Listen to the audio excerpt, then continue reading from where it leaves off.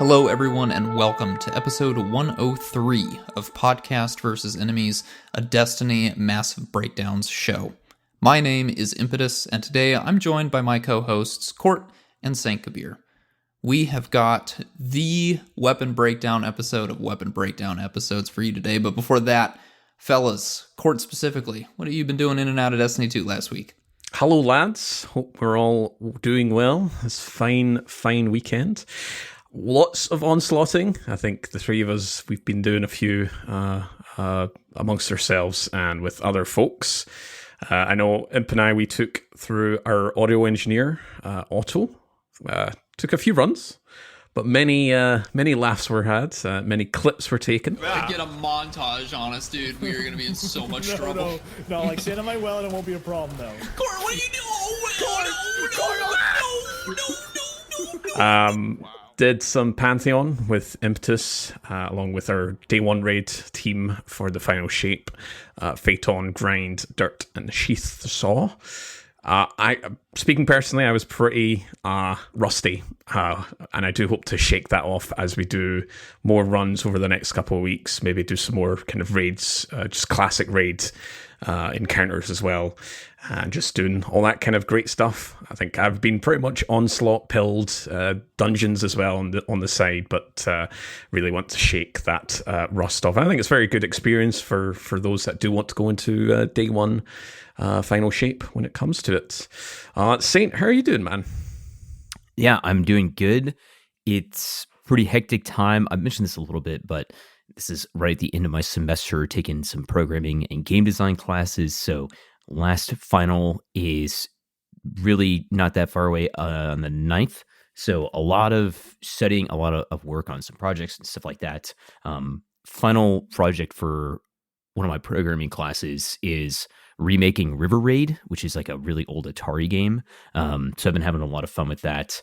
But outside of that, some more Legend Onslaught. Shout out to Pope Platypus and Just K.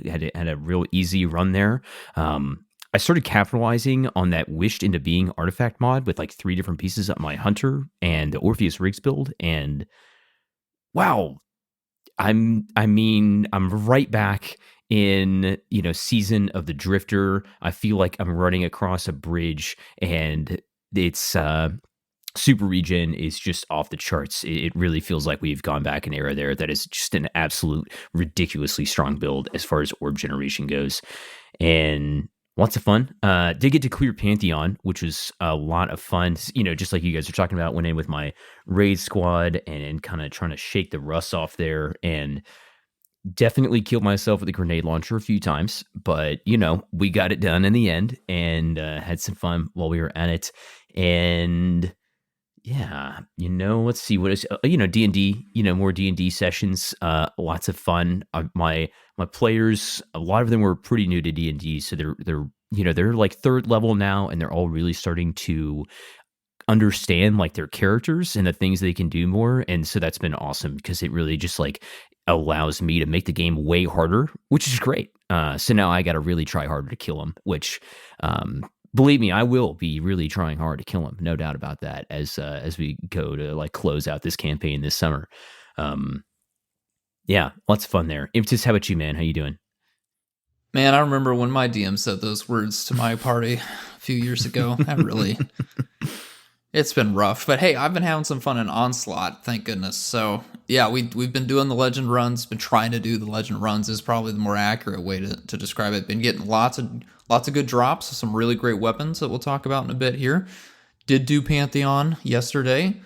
That was also quite rusty. I did not bring my insect repellent. Those bees were killing me in Caretaker with ease, and that was really frustrating. I'm not looking forward to running that on the higher difficulties, but I was getting some good red borders of those last few raid weapons that I had failed to bang out. So I'll probably get Heritage done. I'm sitting at 4 out of 5 red borders on that. And then what's the other one? Oh, Defiance of Yasmin. That I'll probably craft for PvP, which is why I'd kind of put that one off in terms of focusing for it. But did get a few red borders for that. So that's nice, because I've been sitting on some of the deep sight harmonizers from the season pass for a while now, and this is the perfect opportunity to finally spend some of those. And then the last thing I did was some Spire of the Watcher farming, because I do want to get that precious Wilderflight. And man, I got close. I got the 2 out of 3, we'll say here. I got Spike Grenades, I got Auto-Loading Holster, and then I got Pugilist. So that's, I'm taking it. I'm not going to let that get to me. I've got other things to go and chase, other things to worry about, but I have an auto-loading Wilderflight now. So that's where I'm at. Saint, who do we have to thank today? Yeah, as always, we want to give a big shout out to our sponsors who do a lot to support the show. ASCII and Monk, I'm Kay Rose, and This Moment.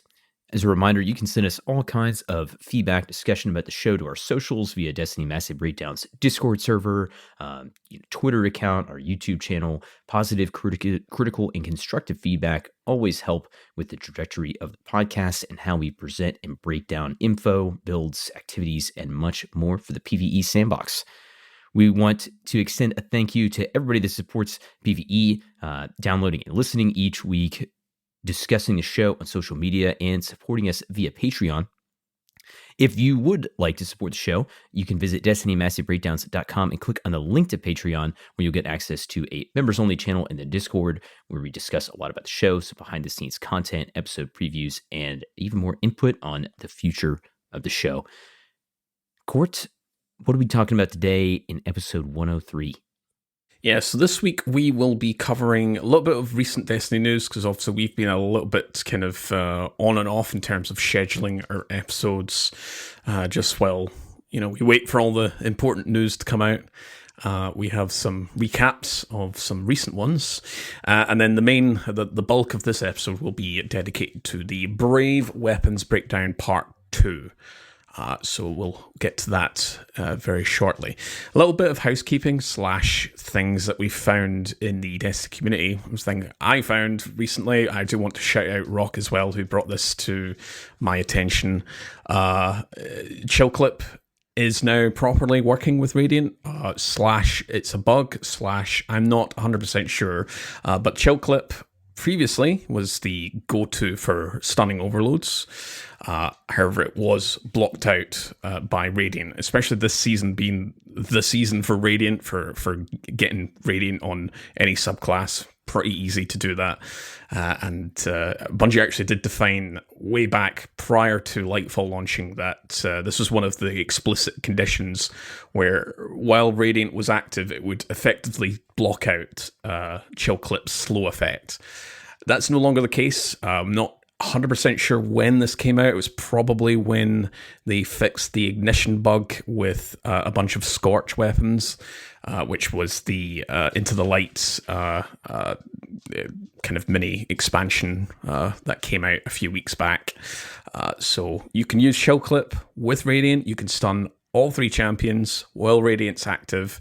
You won't have any more issues. This also applied to Wicked Implement's slow effects, and Wishkeeper did some funny stuff with Radiant if you had that active and you're trying to stun Unstoppables with the suspend interaction that has.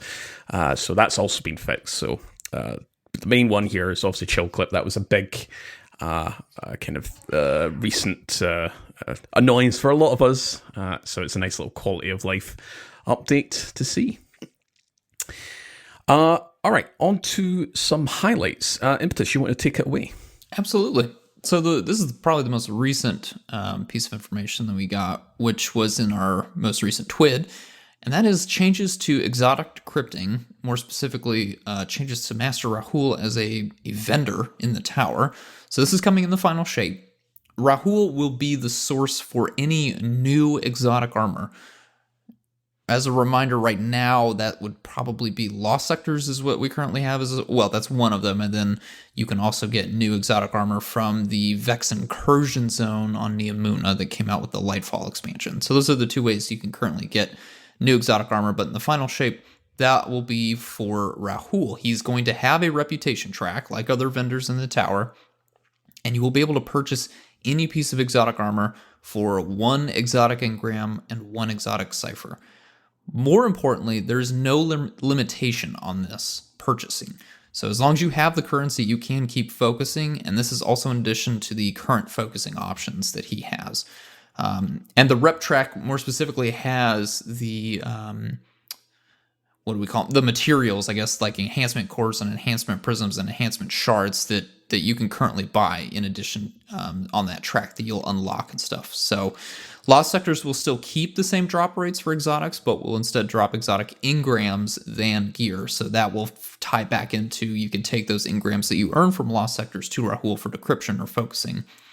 The Neomuna Vex Incursion will continue to drop exotic armor from the pre-Final Shape era, but no new armor will be added to the drop list once the Final Shape and future episodes launch. So Bungie did recommend specifically in the TWID that you do stock up on exotic engrams and ascendant shards before the Final Shape launch if you want to get a head start on the new exotic armor that's coming with the expansion, which it's a little late on that announcement, but you should be able to get plenty of exotic engrams just from doing one of the 3 ritual playlists. I think it's about 9 games or runs or strikes in any of those will launch you 3 exotic engrams. So yeah, if you have time for that in the midst of all the other things that are happening in the game right now, go ahead and get stocked up on those. You can, of course, go do, for Ascendant Shards, I guess GMs would probably be the best place, followed by the Coil. That would be maybe a little bit easier for some people. And then Legend Onslaught, I believe, is it just Legend Onslaught gives you Ascendant Shards at the higher, I think once you get to like the 40th wave and beyond, that chest starting at wave 39 at that boss, you can start getting those as well. But that's, of course, probably about 40 minutes in. So yeah, I guess that is kind of equal to a GM or a Coil run now that I think about it. So that would be for Ascendant Shards, and then Exotic Engrams. Again, I've just been sharding so many, so I'm not even sure beyond the ritual playlist what the best place for exotic engrams will be right now. But yeah, big changes there. So that's how we'll get the new exotic armor coming in the Final Shape is actually Rahul. So I'd probably stock up on, I don't know, 3 to 5 engrams on at least one or more of your characters launching into the Final Shape so that you can get a roll of that and then be able to start focusing for better drops of that armor.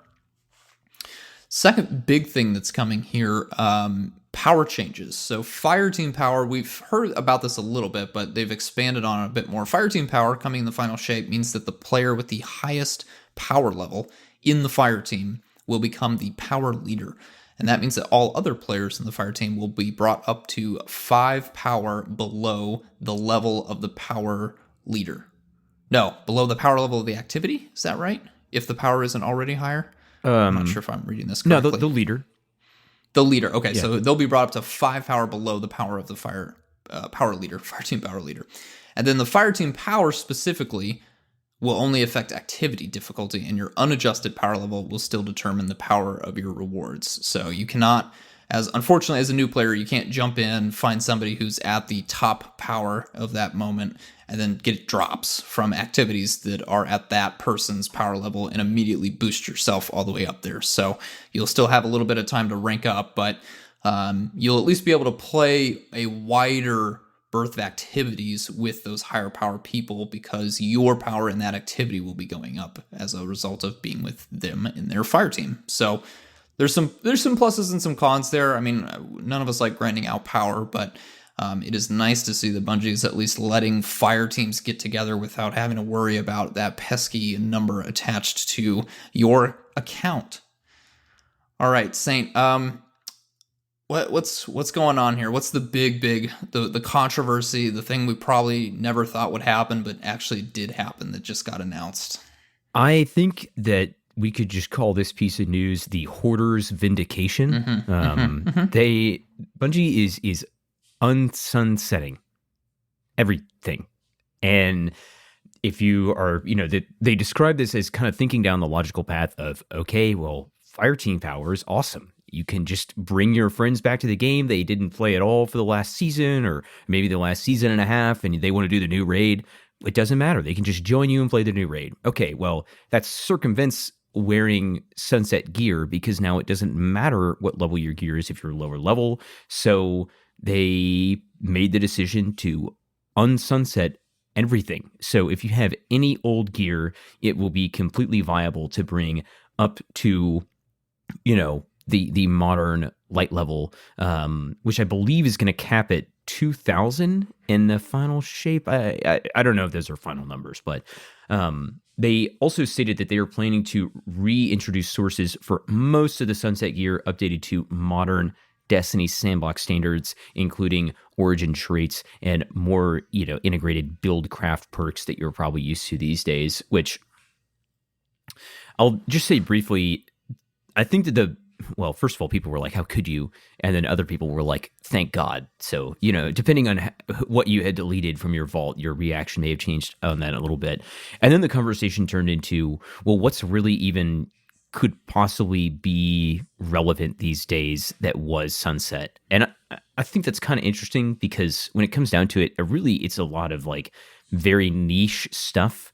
And there's some, there is some stuff out there that you simply cannot get today on specific trait combos and weapon archetypes and stuff like that. But it did bring up a good point that pretty much anything that you had from the past that was Sunset, you could probably get a very viable replacement of in the current sandbox. And that just speaks to the amount of weapons and stuff, the way that the sandbox has improved from a weapons side over the years since season 11, by the way, is when that first started.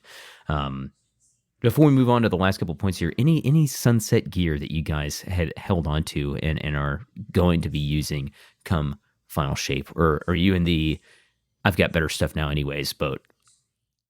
I don't have anything. I came in at season 11, so this does not apply to me in any way. So, Court, what have you got that you might hold on to? Well, I used to have Kindled Orchid, but I got rid of that a couple months ago, probably sometime, maybe even this time last year, just because I thought, the likelihood of us getting the forged weapons back fairly high, and then obviously this is kind of all but confirmed that we're going to get these weapons back at some point.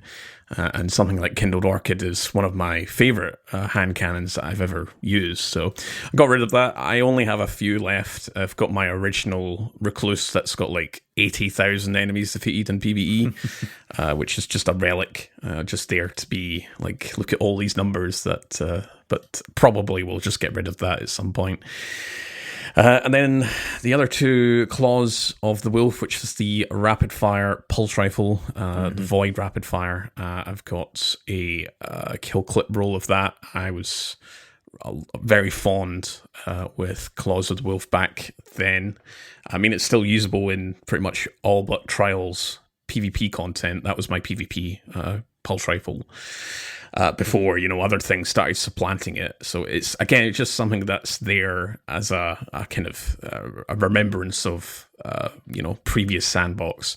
And then the other one was the Long Goodbye, which is the ARC sniper rifle. It was actually when we still had kind of exclusive or specific loot to Nightfalls. And this dropped from the Nessus Scion Strike. Inside Terminus. Yeah, that's it. So you could get Long Goodbye from there. That was when they were still doing strike-specific loot. And I just love the look of Long Goodbye. I love the scope. It feels really great. I can remember taking this into PvP and Gambit when I was a big sniper user many years ago. No longer am, but it's still there. To answer your question, though, directly saying, am I going to use any of these? No. And I did actually look at the rocket launchers that we have left behind that are going to be unsunset or sunrisen. And there's a whole lot of nothing. We have about 15 rockets that are, quote, sunset at the moment until they get sunrisen.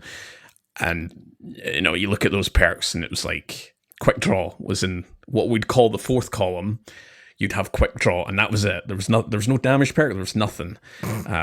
Bellowing Giant is the one that I'm going to take as an example, where we got Red Herring. They're both Void adaptive frames. You've got that 10% increase. They've both got relatively high inventory size stats. Although Bellowing Giant has, out of all rocket launchers, has the second highest behind His Vengeance, which is 50, and Bellowing Giant has 48. So it's really up there in terms of, if this ever comes back, it's going to be a really good one for ammo inventory economy. But right now, it's got nothing.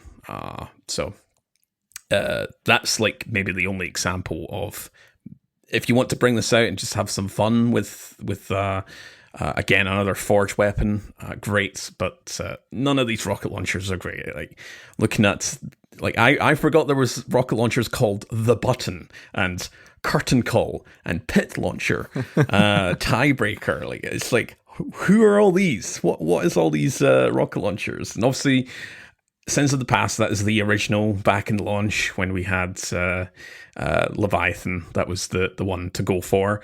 And a lot of these, you could swap the elements. And I know a few people have kept some, probably just call it multi-element rockets of the same type.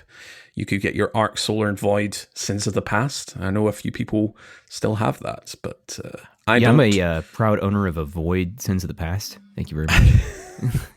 Because its base element is actually Arc, but yeah, as you know, you can swap or you could swap the elements back then. But yeah, I even if I did keep my Kindled Orchid, I'd still probably not use it. There's just been so many weapons since then that just kind of, you know, Origin Trait is the standard, and then we've just got a bunch of perks that are, you know, in columns 3 and 4, and they mix and match from time to time. It's just a completely different sandbox. So I'm really not bothered by the fact that things have been sunrised for the final shape. I don't really care. I know some folks are annoyed that they've lost gear that they were keeping on in case an event like this happened. But, you know, we're probably going to get most of these back anyway. They outlined that in the TWID that most, if not all of these, will return at some point. So I'm okay with that. Saint, have you kept anything, or are you wishing you kept something for the final shape? Well, yeah, looking back, I should have been more of a hoarder, if anything else, you know, is what I'm realizing. Don't say that when it's you don't mean that. Yeah, there's a few weapons that I'm very nostalgic for that I think are still like pretty viable. I've got a old Arc lightweight shotgun called Emperor's Courtesy that came from the Crown of Sorrow raid that I often use in like private matches and stuff like that. It's got quick draw opening shot and a pretty good stat package, so it's like viable. And then probably other than that, but yeah. Would you use that, because you can already use that now in PvP? Yeah. Like for PvE, is there anything that you'd be like, okay, I want to maybe use this while I play the Final Shape campaign? I mean, it's a bummer that the Ikelos shotgun has trench barrel, not 1-2 punch, because I would break that back out. I've still have my Ikelos shotgun V 1.01. And yeah, that thing has trench barrel in the third column, by the way, which is, I think is why I'll never delete that, because that's so wrong when I look at it. Yeah, the Loaded Question, maybe the original one, but I already have fusions that are probably better than that these days.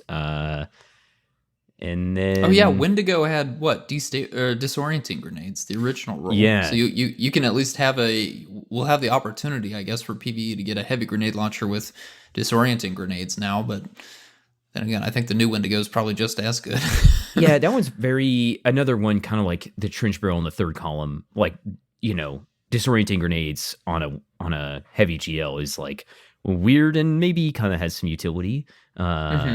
And then I also I got a breach light that I've been hanging on to for forever, that has threat detector Vorpal, which obviously is the, you know, boss slayer of choice. Clearly, it's easy to see. I don't know. That's about it. Maybe threat detector, or threat level, I should say. You know, Trench Barrel Grave Robber is always classic. That's got really nice synergy with like Bonk Titan. You know, throwing the hammer just because of the way that Trench Barrel works these days. But yeah, nothing really. I'm you know, almost all this stuff is for nostalgia's sake at this point. But listeners will be yelling at us for missing out 21% Delirium and Oxygen SR2. Yeah, so, man, that thing never got a chance. All right, well, if you're yelling at us for Oxygen, maybe pipe down a little bit, because okay, I've got hung jury. Like, I don't need Meganura, oxygen. Come on. Yeah. Okay. I'm pretty sure I saw somebody posting about the Meganura multipliers, and it looked like pretty good. I mean, I don't think it's going to dominate the sandbox, but I'm definitely going to take that thing out. And isn't the 21% delirium? It's killing tally is not normal killing tally. Is that correct? No, it's the OG. Yeah. So those are probably the most competitively viable. I'm assuming they'll tweak with killing tally. I don't see that being kept. Or maybe they won't, right, Otto? Yeah. We could just cut this part out of the podcast entirely. Who's got to know? Anything. You know? Yeah, nobody's got to know anything. All right. Well, moving on for our last couple of news points here before we get into our weapon breakdowns. Updated power bands for the final shape. The power floor is going to be 1900. The soft cap is 1940. Powerful cap is 1990. And the hard cap, pinnacle cap, is 2000. Okay, so yes, was right earlier. The legendary campaign is going to grant you a set of 1960 gear. So that's like every slot, and you can, infuse it. And contest mode for the final shape raid will be 1965. So even if you do not have the ability to take time off of work or anything like that, and you can just play for a couple hours each night, odds are you can probably still be raid ready, which is real tight. Love to see that. And finally, another thing that is going to help people that do not have 40 hours a week to play the game is account-wide power.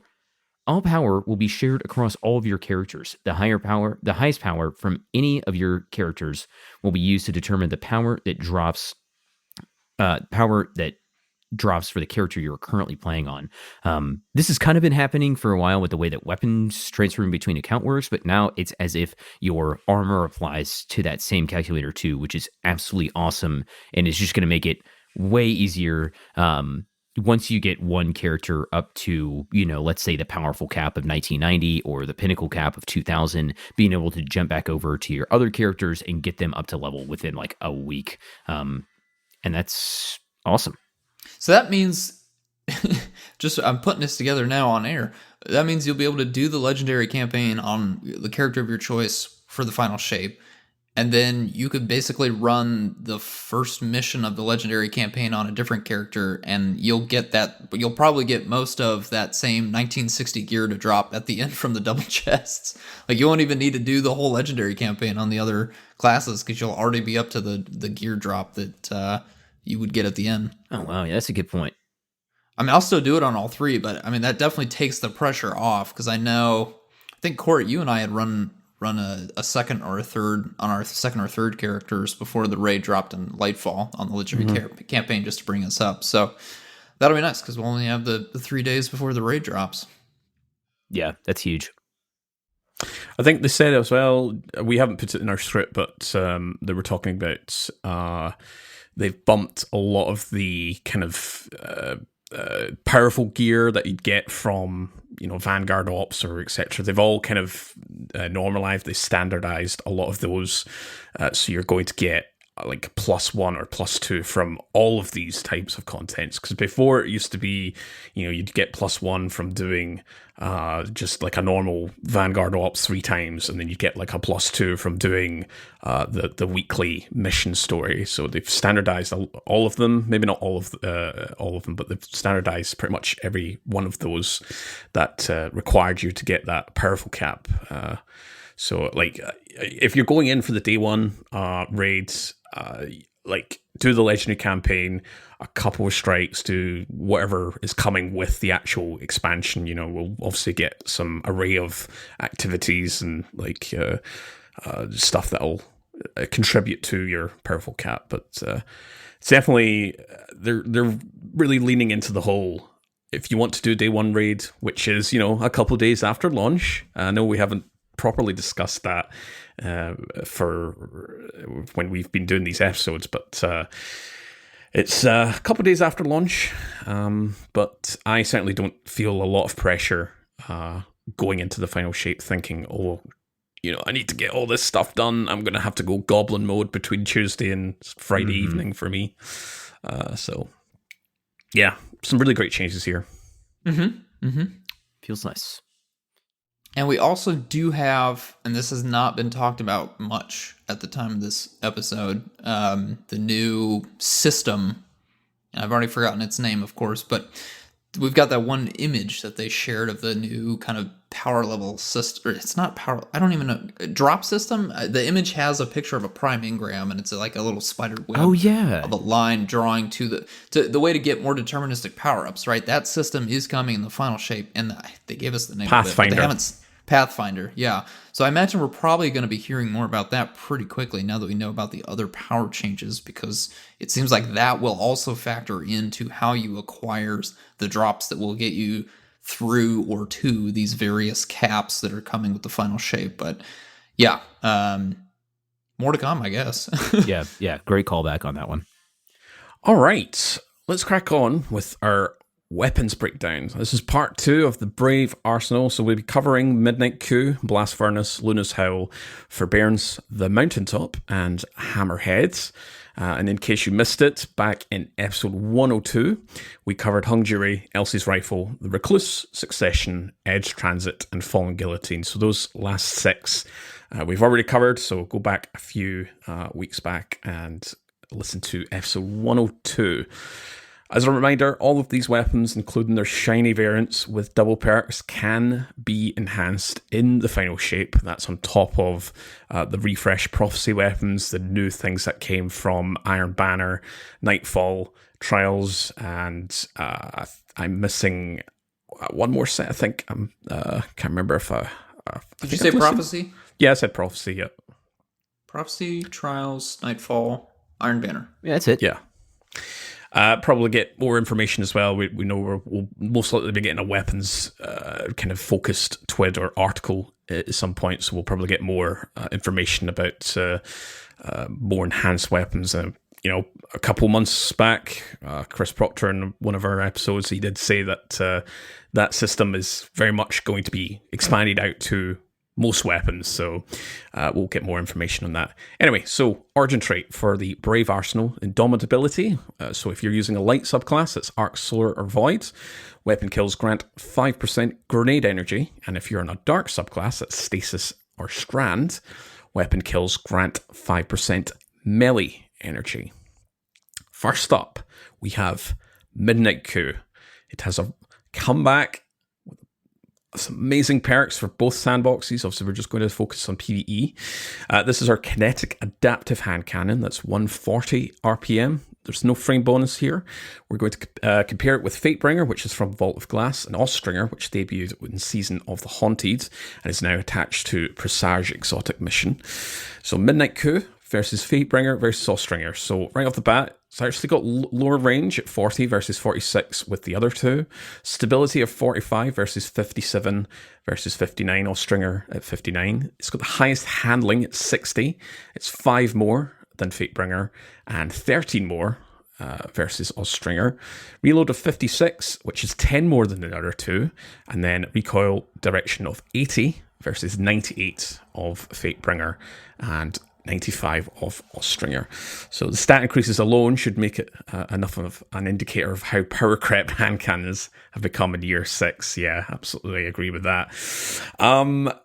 Yeah, just as a side note, I really love Midnight Coup. It was my go-to baby back in launch and the years and seasons after, and it's really great to have this back.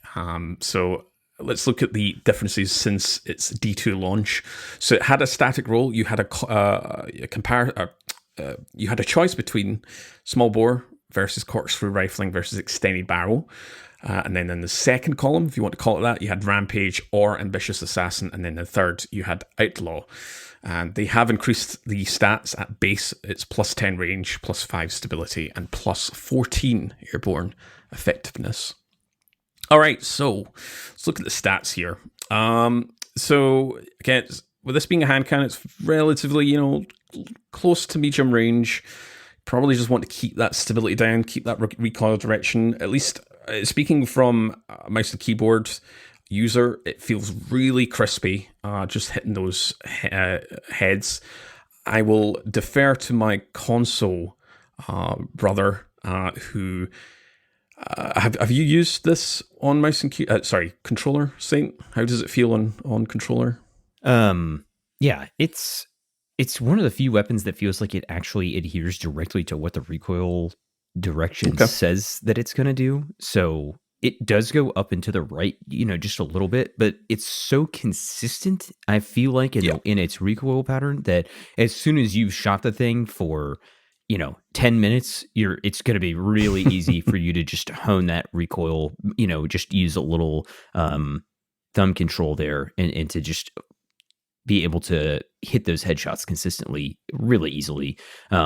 It's also got such, you could go for something like Arrowhead Break. But honestly, if you find that it's difficult to control, I would say just try to go for like a little bit more stability via, like small bore or polygonal rifling or tac mag or the masterwork if you really want to, because as far as recoil patterns go, it doesn't get much easier than that. You can put it up to 100 Arrowhead Break, but even then, I didn't find that to be super meaningful. It's really quite easy to control. Yeah, so it's pretty much of a toss-up of what you really want in column 1. I think with this being a kind of precise weapon, depending on the roles that you, the main perks that you want to go for, we do have a lot of precision-based perks like Firefly. Kinetic Tremors it's just based on base hits, but especially Firefly, we do have explosive payload. That's very good to just always go for the head as well. So really toss up here. I kind of agree with Saint here. If you would just want to go really increase that recoil direction up to 100 with Arrowhead Break, you get that plus 10 handling as well. But yeah, I'm not too overly fussed with this being a hand cannon. It's very easy to control. It's got some really great range at boot anyway, and the stability, especially on mouse and keyboards, it just feels really crispy in your hands. So something like Fluted Barrel give you that plus 15 handling if you really want to swap in and out, and you've got that plus 5 stability as well. Column 2, again, if you want that extra range, you've got accurized rounds, but I would probably go for something like steady rounds if you want that plus 15 stability. It does reduce your range. You do get some extra airborne effectiveness. But again, with this being Luna's Howl, we'll talk about. I know I've got a little bit of a grievance when it comes to Luna's Howl. When you want to reload, it takes quite a while if you don't have any magazine perks, but here it's not as egregious, so you could go for something like tac mag. You do get that increase to your magazine, but you do get the plus 5 stability and reload speed as well. A pennied mag gives a little bit extra, but tac mag just with the bonuses all around. Flared mag, again, just that much faster reload. Again, I don't see much of an issue with the reload, because in column 3 we have the perk Firefly, which has the it has Outlaw kind of baked into it on top of its precision kill. When you kill a target, you make that solar explosion. So Firefly is dealing with any potential reload issues that you may have. Also in column 3, we have Outlaw, so if you don't get Firefly, you can just get the base version without the explosion. You've got Shoot to Loot, you've got Explosive Payload, you've got Moving Target, Attrition Orbs, and Enlightened Action. And in column 4, you've got Rampage, Kinetic Tremors, Zen Moment, One for All, Frenzy, Opening Shot, and Desperate Measures. I'll defer back to the Kinetic Tremors graph that we talked about last week. So hand cannons do have pretty spicy kinetic tremors damage output, especially against miners and elites. It does kind of drop off when you do against mini bosses and champions and just standard bosses. But against miners and elites, if you can land those, especially in your legend onslaught, where it's going to take me a little bit of time, kinetic tremors can do some really decent damage to the target and anything surrounding, and you're going to have plenty of ads in onslaught. In terms of actually triggering kinetic tremors on a hand cannon, it is 6 bullets. So land those shots. Doesn't have to be precision, but if you can land those and you can get those spicy kinetic explosions. The roll that I managed to get on let me just double check my dim here. I've got quite a few rolls, but the one that I did manage to get was it was a double drop. It was a shiny. I got Firefly or Enlightened Action, and I had Rampage or One for All. So that's probably the one that I'm going to use at the moment, unless I get a better one. But I've been having a lot of fun with Firefly and One for All, because the Firefly Explosion, if it hits multiple targets, it counts for One for All, and that 35 damage increase for Midnight Coup, and you're just rolling with against the kind of weaker combatants. Impetus, are you chasing any other specific roles here for Midnight Coup? I had been interested in this gun purely for PvP. I won't lie. I did get a PvP role after listening to some PvP content creators. I'm not quite as thrilled on it, but I will personally try it out to see how I feel. I did get a Firefly Kinetic Trimmers role. I have yet to fire it, but that was probably going to be the role that I was going to chase. So that's currently sitting in my vault. I'll probably pull it out after the final shape and see if I actually want to play with it or not. But that was the one role I really was chasing, something with Kinetic Trimmers. How about you, Saint? Yeah, okay, common prevailing discussion point of why would you use your primary against an elite if you can just swap over to your special weapon and kill them faster?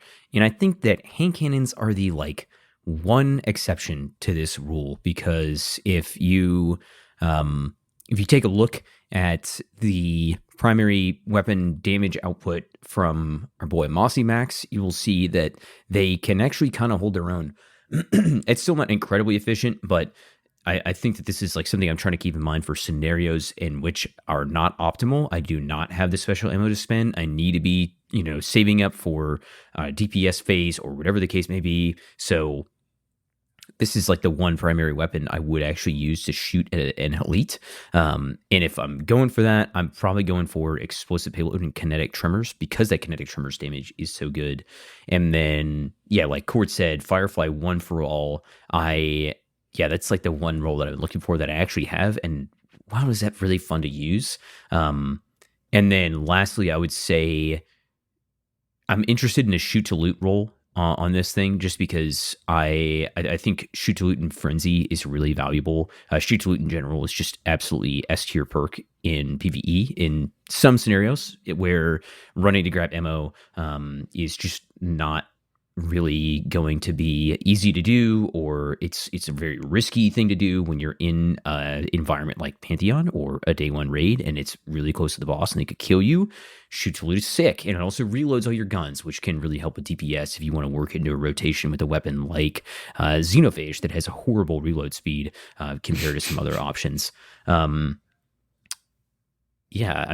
pretty much it. I would say this, I saw some discussion that was oh, well, it doesn't have the stats necessarily to compete with Fatebringer, so why would I use this over Fatebringer? And I mean, the origin trait, are you kidding me? Light subclasses grant 5% grenade ability energy on kill.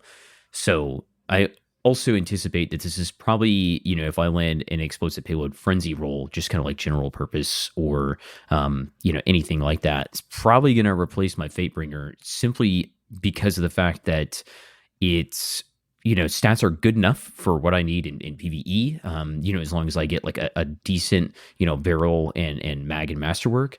And other than that, it's probably going to be fine. And it's got a better origin trait. I mean, it's just more grenade energy, and there's not really a ton of arguments you can make against that. There's no build where you're going to need less grenade energy, I was going to ask the comparison between Fatebringer and Midnight Coup. Me personally, I'm probably going to get hunted at dawn for saying this. I prefer the feeling with Midnight Coup versus Fatebringer, but I absolutely acknowledge the power that Fatebringer has. And at some point, Fatebringer and the rest of the Volk weapons will get some sort of refresh plus an origin trait, because they don't have one at the moment. Mm-hmm. I love my explosive payload, Firefly, Adept, Fatebringer. It does wonders. It just doesn't quite have the feeling. Again, it's very subjective for me, but it doesn't have the feeling that Midnight Coup has. It just feels a lot more crisper compared to Fatebringer. And Ostringer, I really enjoy Ostringer as well, but like that's starting to really lag behind. I'm just looking at the perks here. You do have demo in the fourth column, so you could kind of make an argument that, you know, you stack that on top of 2 Excess, which is the origin trait for those weapons, or you've got Frenzy in there. But, you know, Ostringer's more of a PvP hand cannon anyway. Yeah. Yeah. And what's your vibe? Are you still going to be using Fatebringer? I just want to circle back around to the fact that Saint said he was going to take Xenophage in to fight the Witness in the upcoming raid. And that's great, dude. Yeah, I mean, Midnight Coup's, you know, I think I personally like having flashlights on all of my guns, so I'll probably stick with Fatebringer. But I have to admit that you know, Midnight Coup definitely is a pretty viable option. Again, I have not shot my Firefly Kinetic Trimmers roll, so I can't personally say whether or not I'm going to like it or not. I'll admit that the perk pool has me very interested, and I did chase Midnight Coup. I certainly was attuned to it for a few Onslaught runs until I got my drop, but yeah, I don't know. It's one of those things where the Amos, the stat package had me interested in PvP, but then when I started looking at some of the PvP stuff, I thought, you know, I've got an Ostringer that I can tweak and play with and has a great PvP perk pool. I'm going to stick with that, because at the end of the day, while I can enhance Midnight Coup's columns 3 and 4, I cannot do anything to affect my columns 1 and 2, and that, I think, is going to be the big problem here. It's also, of course, the problem with Fatebringers. I can't control really anything on that gun. I can spend for it, and yes, on the time loss version, I am guaranteed to get a very spicy PvE roll, but I'm still at the mercy for columns 1 and 2. So do I take an enhanceable column 3 and 4 over a certified PvE god roll column 3 and 4 in between Midnight Coup and Fatebringer? I don't know. Midnight Coup definitely has an upper hand with a very wonderful origin trait, one that I will certainly make use of as a grenade lever when I play on my Void Warlock with my light subclass. So I can certainly see that, but Midnight Coup also doesn't have demo, so I can't fully even lean into that. It does have Desperate Measures, and we haven't really talked about Desperate Measures a lot. I do think Desperate Measures is a great perk. It certainly has a place on a few guns, but I think since we're kind of in the before Prismatic era, where melee and grenade, we're not really thinking about just general melee and grenade final blows. We're more focused in like Golden Tricorn, where we have to match things, or I guess right now with Indomitability, like making sure that we're on a light subclass versus a dark subclass, right? We're still thinking in what will become an archaic way of approaching our builds, our loadouts, whereas I think Desperate Measures is going to age quite well come Prismatic, where we'll have a lot of flexibility. We'll have a damage perk on a very select group of weapons that can scale up quite easily on any of our builds when we play on Prismatic, because it won't at that point matter what our quote-unquote subclass is. So yeah, I think Midnight Coup has a lot to offer, but it's a pretty competitive field for kinetic hand cannons, especially on the PvE side. There's just been there's a really solid raid hand cannon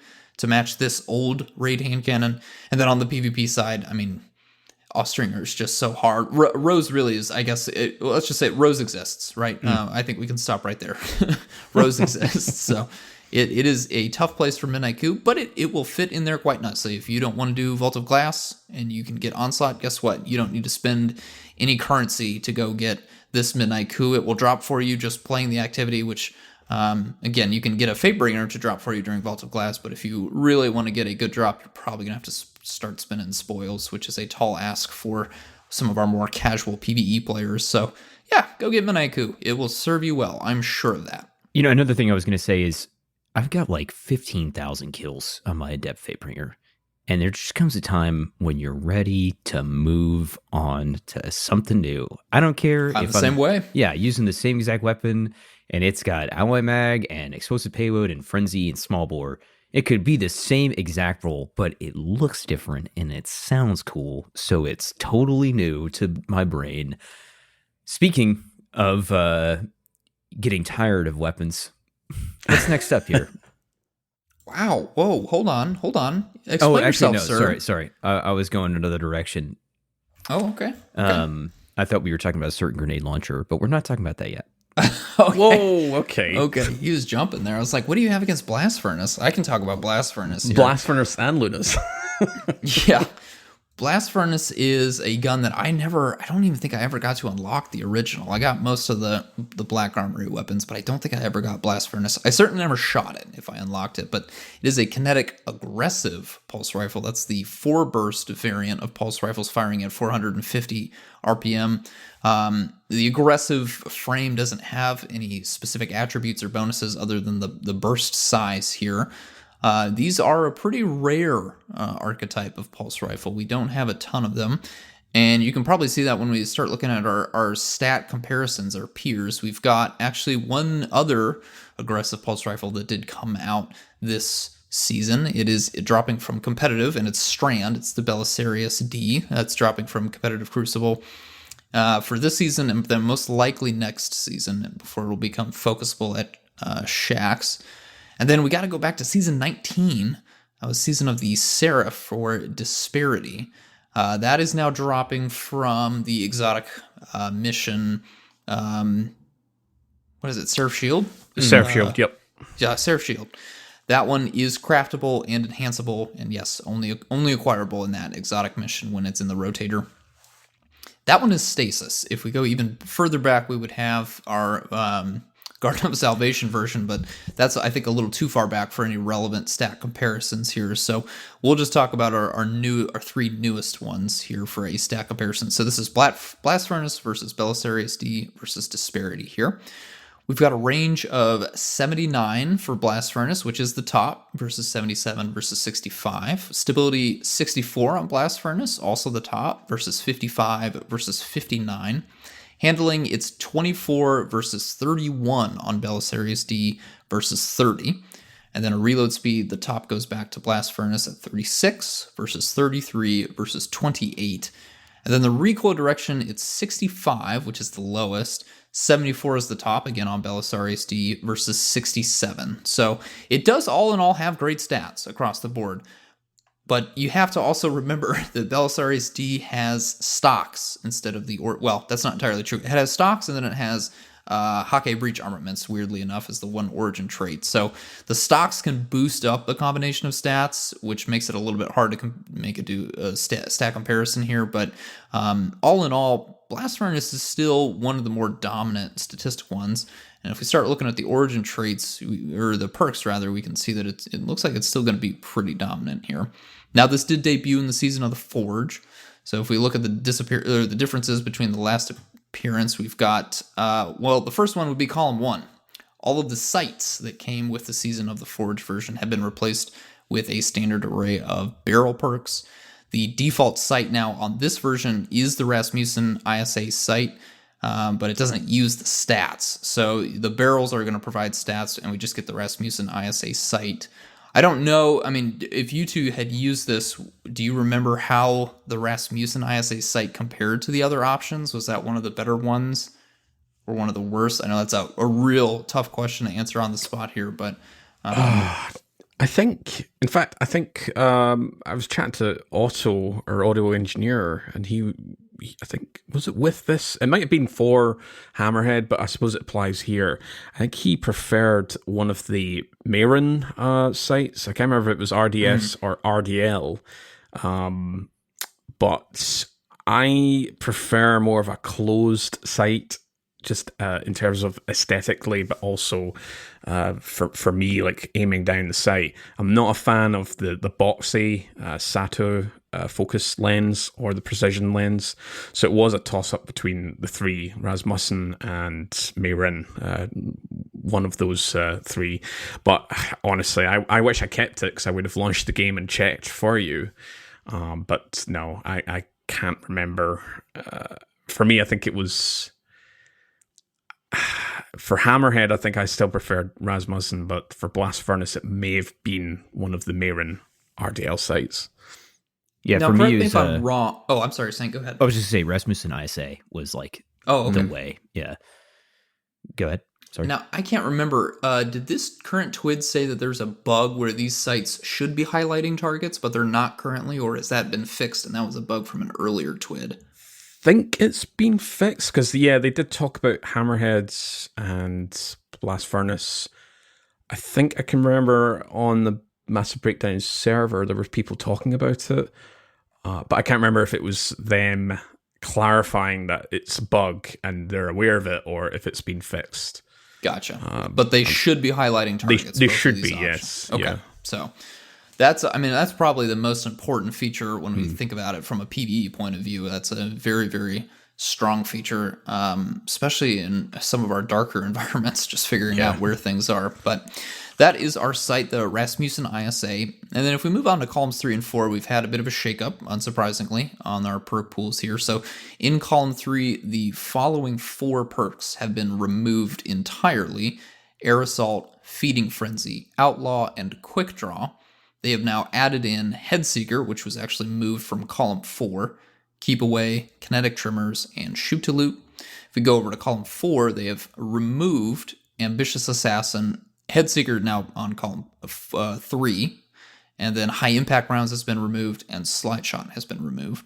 They've now added in Desperate Measures, Firefly, One for All, and Rapid Hit. So we have got a very interesting looking columns 3 and 4 with some damage perks showing up in column 3, and then some non-damage perks, some utility or reload perks showing up in column 4 here. But before we get into that, let's talk about those new barrels that we've got here. So aggressive burst, high in range, extremely high in stability, very low in handling and reload speed. So handling and reload speed are the two that I care about the most here, trying to make sure that this thing feels snappy and also reloads as quickly as possible, but not too quickly, because we do have perks that can help with that. So I think Fluted Barrel in column 1, just for that 15 to handling, is going to be really nice. That brings it up to 39. Again, I won't take, I'm not opposed, I should say, to more stability. That +5 to stability is nice as well.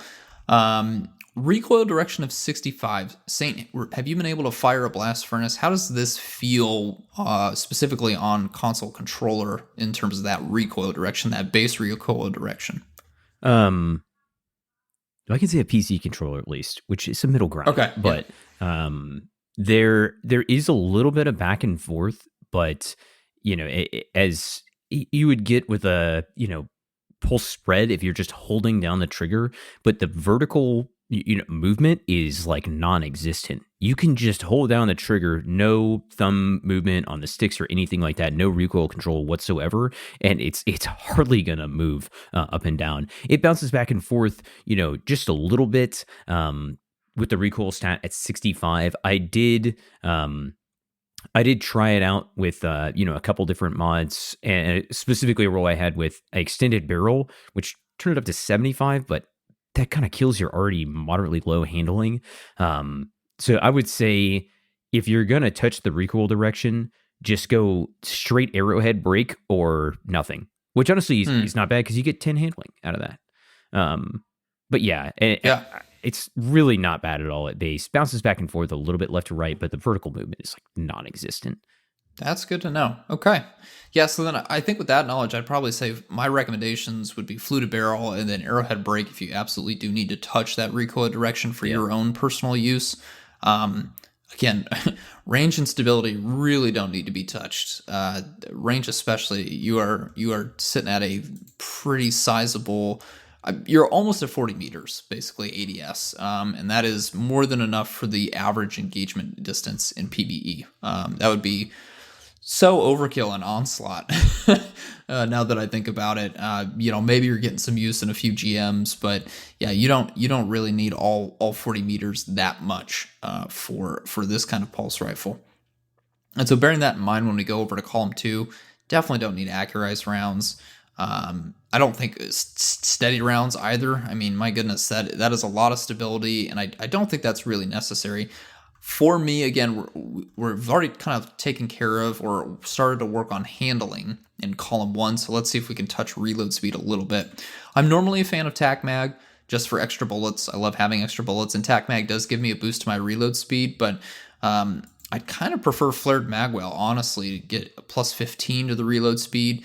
Alloy mag is kind of like, I'll take it. That can be helpful there for the reload duration multiplier when I get to the end of the magazine, assuming I don't have any reload perks specifically on that roll of the gun with alloy magazine. But yeah, I think it would be flared magwell, and then maybe a tie between tac mag and alloy mag just to help work on that reload speed for the most part, so that when I get into column 3 and 4, I can start focusing on either double damage perks, because that is something we can consider here, or maybe something like shoot to loot, where I'm not really touching the reload speed. It's more so if there's bricks around that I can kind of get a reload off there. But yeah, looking in column 3, you got shoot to loot, I think would be a really solid PvE option. Keep away is kind of one of those very few perks that does work in PvE and PvP quite well, but on this gun in particular, the 10 range is so unnecessary. You'd really only be doing it for the plus 30 reload speed, but with that range band of the aggressive burst pulse rifle, you could definitely keep away procced if you're using this in its intended range band pretty much all the time. So you would have, again, we're not factoring in columns 1 and 2 here, but just with keep away proc, you're sitting at 66 reload speed and 80 dying range. So you're well over 40 meters at that point, and you've got a decently fast reload speed. So I would consider that as a pretty good PvE option. We've got perpetual motion. I guess if you want to be like Saint and be ultra aggressive, just zooming around the battlefield with your aggressive burst pulse rifle, you get a little stat bumps while you're doing it. Kinetic trimmers, though, I think is going to be the really exciting option to have, specifically in the third column there for PvE. That's going to be fantastic. On pulse rifles, it does take 11 hits required to activate it. You're at a pretty large magazine, though, so I don't think that's too tall of an ask. You would be able to proc kinetic trimmers several times, definitely 2 times, pretty consistently, I'd say 3 times.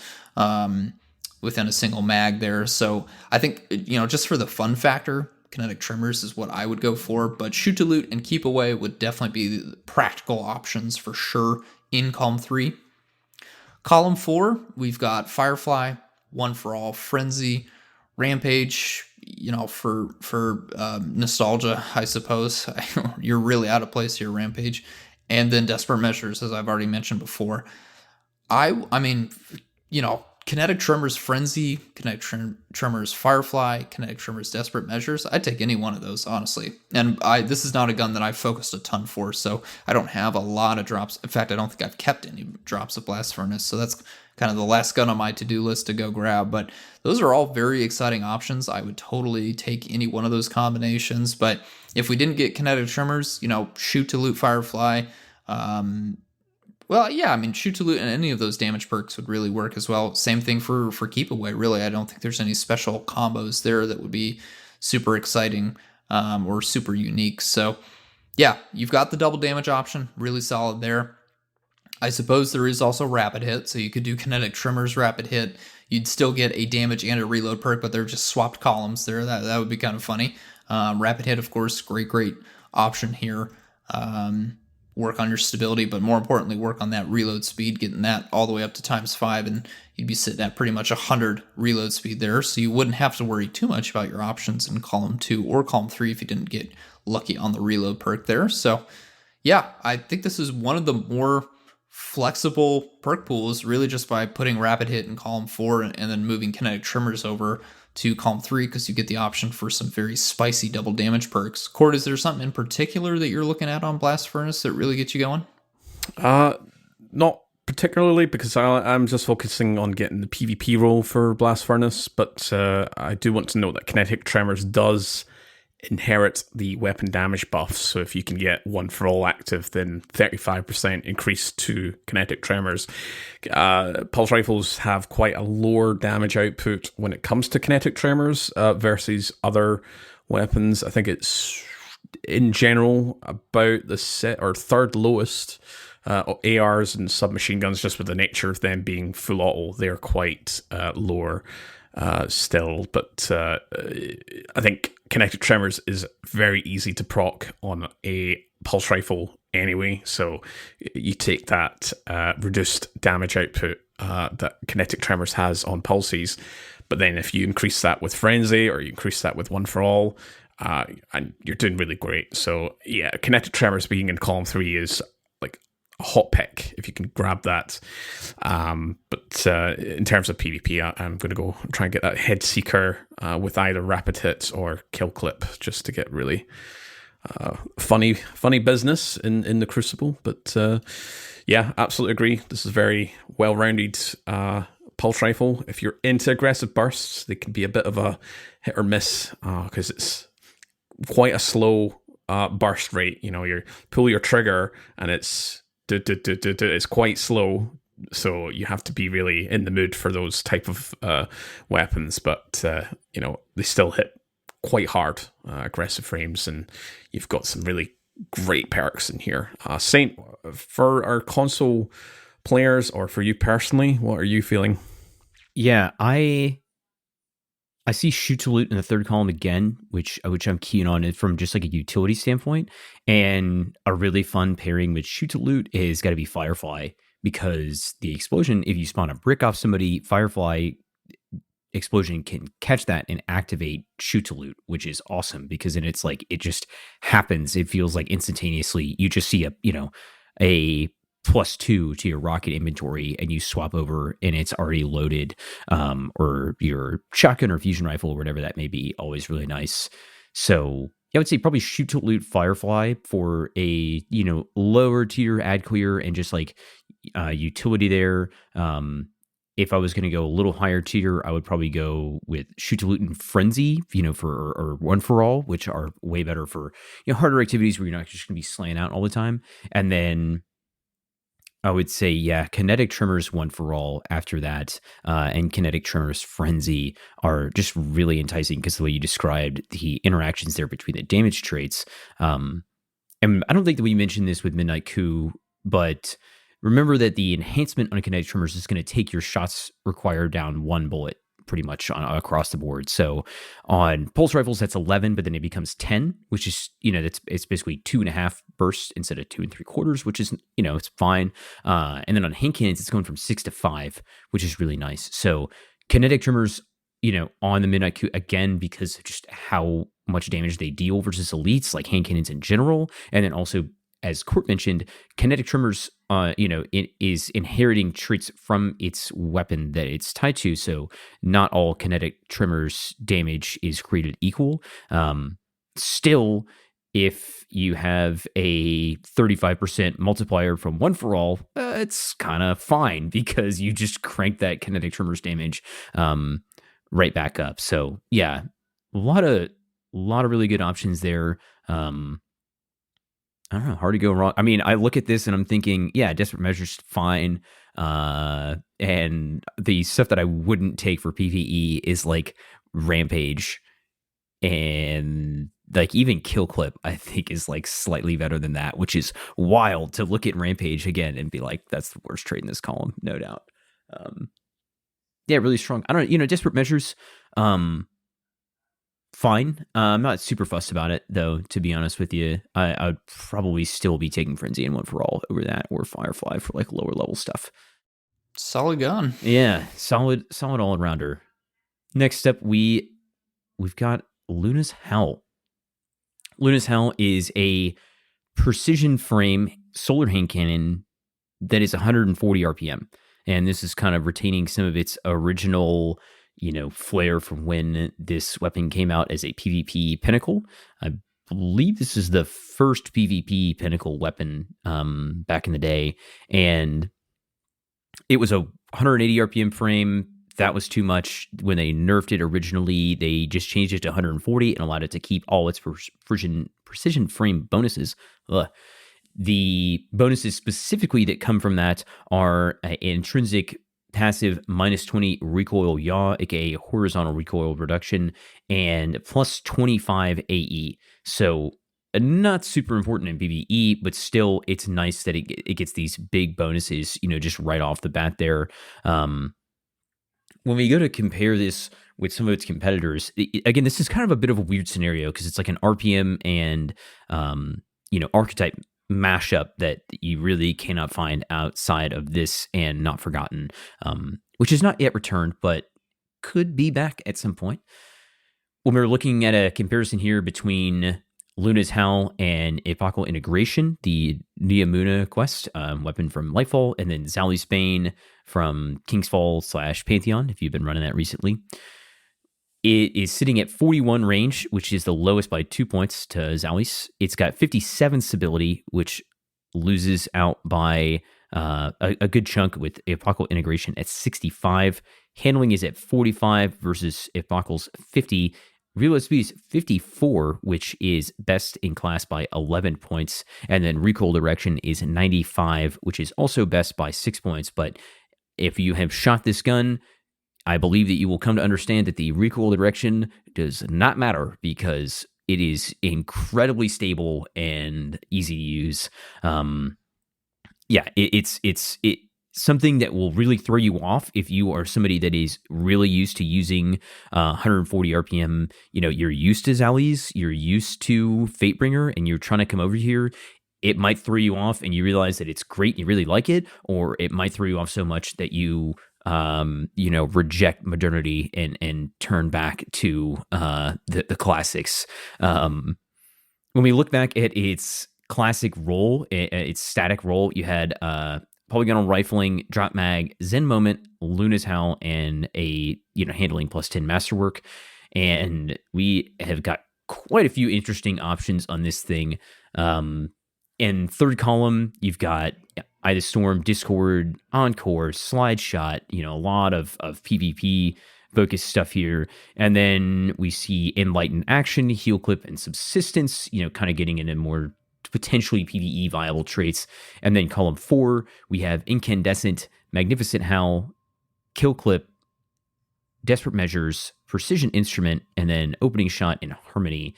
Real quick, I'll say, just as far as like the stats go of what I'm looking to compensate for in its barrels and mags, I'm probably looking to push the range up a little bit, just general stats, maybe, corkscrew rifling or something like that's going to give me a little bit across the board, or, just anything like that's going to get my range just a little bit, considering that's one of its weakest points. And then, probably a armor piercing or high cal rounds in the rounds option there. Maybe alloy mag, depending on what you're looking for, but there's some cases in which it just wouldn't really be necessary because the reload speed's not that bad, and there's some traits that can help out with that. But alloy mag is always an option. First thing I'll say in the main traits here is Magnificent Howl and the way that it works on its reload for kills and gives a 50% damage bonus. So I think that this trait is no doubt it's quite strong in PvP, and you can really chain some 2-taps like crazy, and that's a lot of fun. But in PvE, I think it's a lot of fun when you are on level or not really at a deficit, maybe a few points deficit, and you can get a few kills and reload and keep the rounds up, because every kill that you get with a precision final blow with a Magnificent Howl round will refund that round back to the magazine. And that's a lot of fun, but this falls off immediately as soon as you can no longer get the kill on an enemy in one shot, pretty much. And maybe 2 shots you can suffice with, but unless you're able to slay out and get those kills in just a couple shots, it really starts to fall off in kind of the end game of PvE. But lower in PvE, it's a lot of fun because you can get a few precision kills, reload, and then just kind of go on a rampage and be one-shotting some things that you wouldn't been able to have at base because it's a 50%. But that's kind of my take on Magnificent Howl. Impetus, Court, how are you guys vibing? You try Magnificent Howl at all, and what else are you looking for here on Luna's Howl? I've gotten just about every PvP roll of this before I got the Heal Clip Incandescent roll that I was chasing. Again, I haven't really had time to play with that Heal Clip Incandescent roll. I don't know if this is going to become my new solar hand cannon of choice. I have a lot of really solid igneous hammers, including one with Heal Clip and Incandescent, as well as a Heal Clip Frenzy. That's my main driver as far as solar hand cannons go for PvE. Will Luna's overtake that? Ooh, I don't know. It's going to be tough. I have gotten a Subsistence Magnificent Howl roll which I think will probably be the most natural PvE pairing. Again, I haven't really played around with it. These are mostly rolls that I've just been stashing in my vault to kind of test out a little bit later while I'm chasing other stuff. So, yeah, I don't know. It's kind of a weird thing because I really need to figure out whether or not the firing pattern is going to work with me or if it will break my brain. Because if it breaks my brain, I'm probably not going to go... I'm not going to spend time really mastering it. I'd probably just go back to Igneous Hammer and keep using a Heal Cup Frenzy roll, since that feels so much nicer and is, hits harder.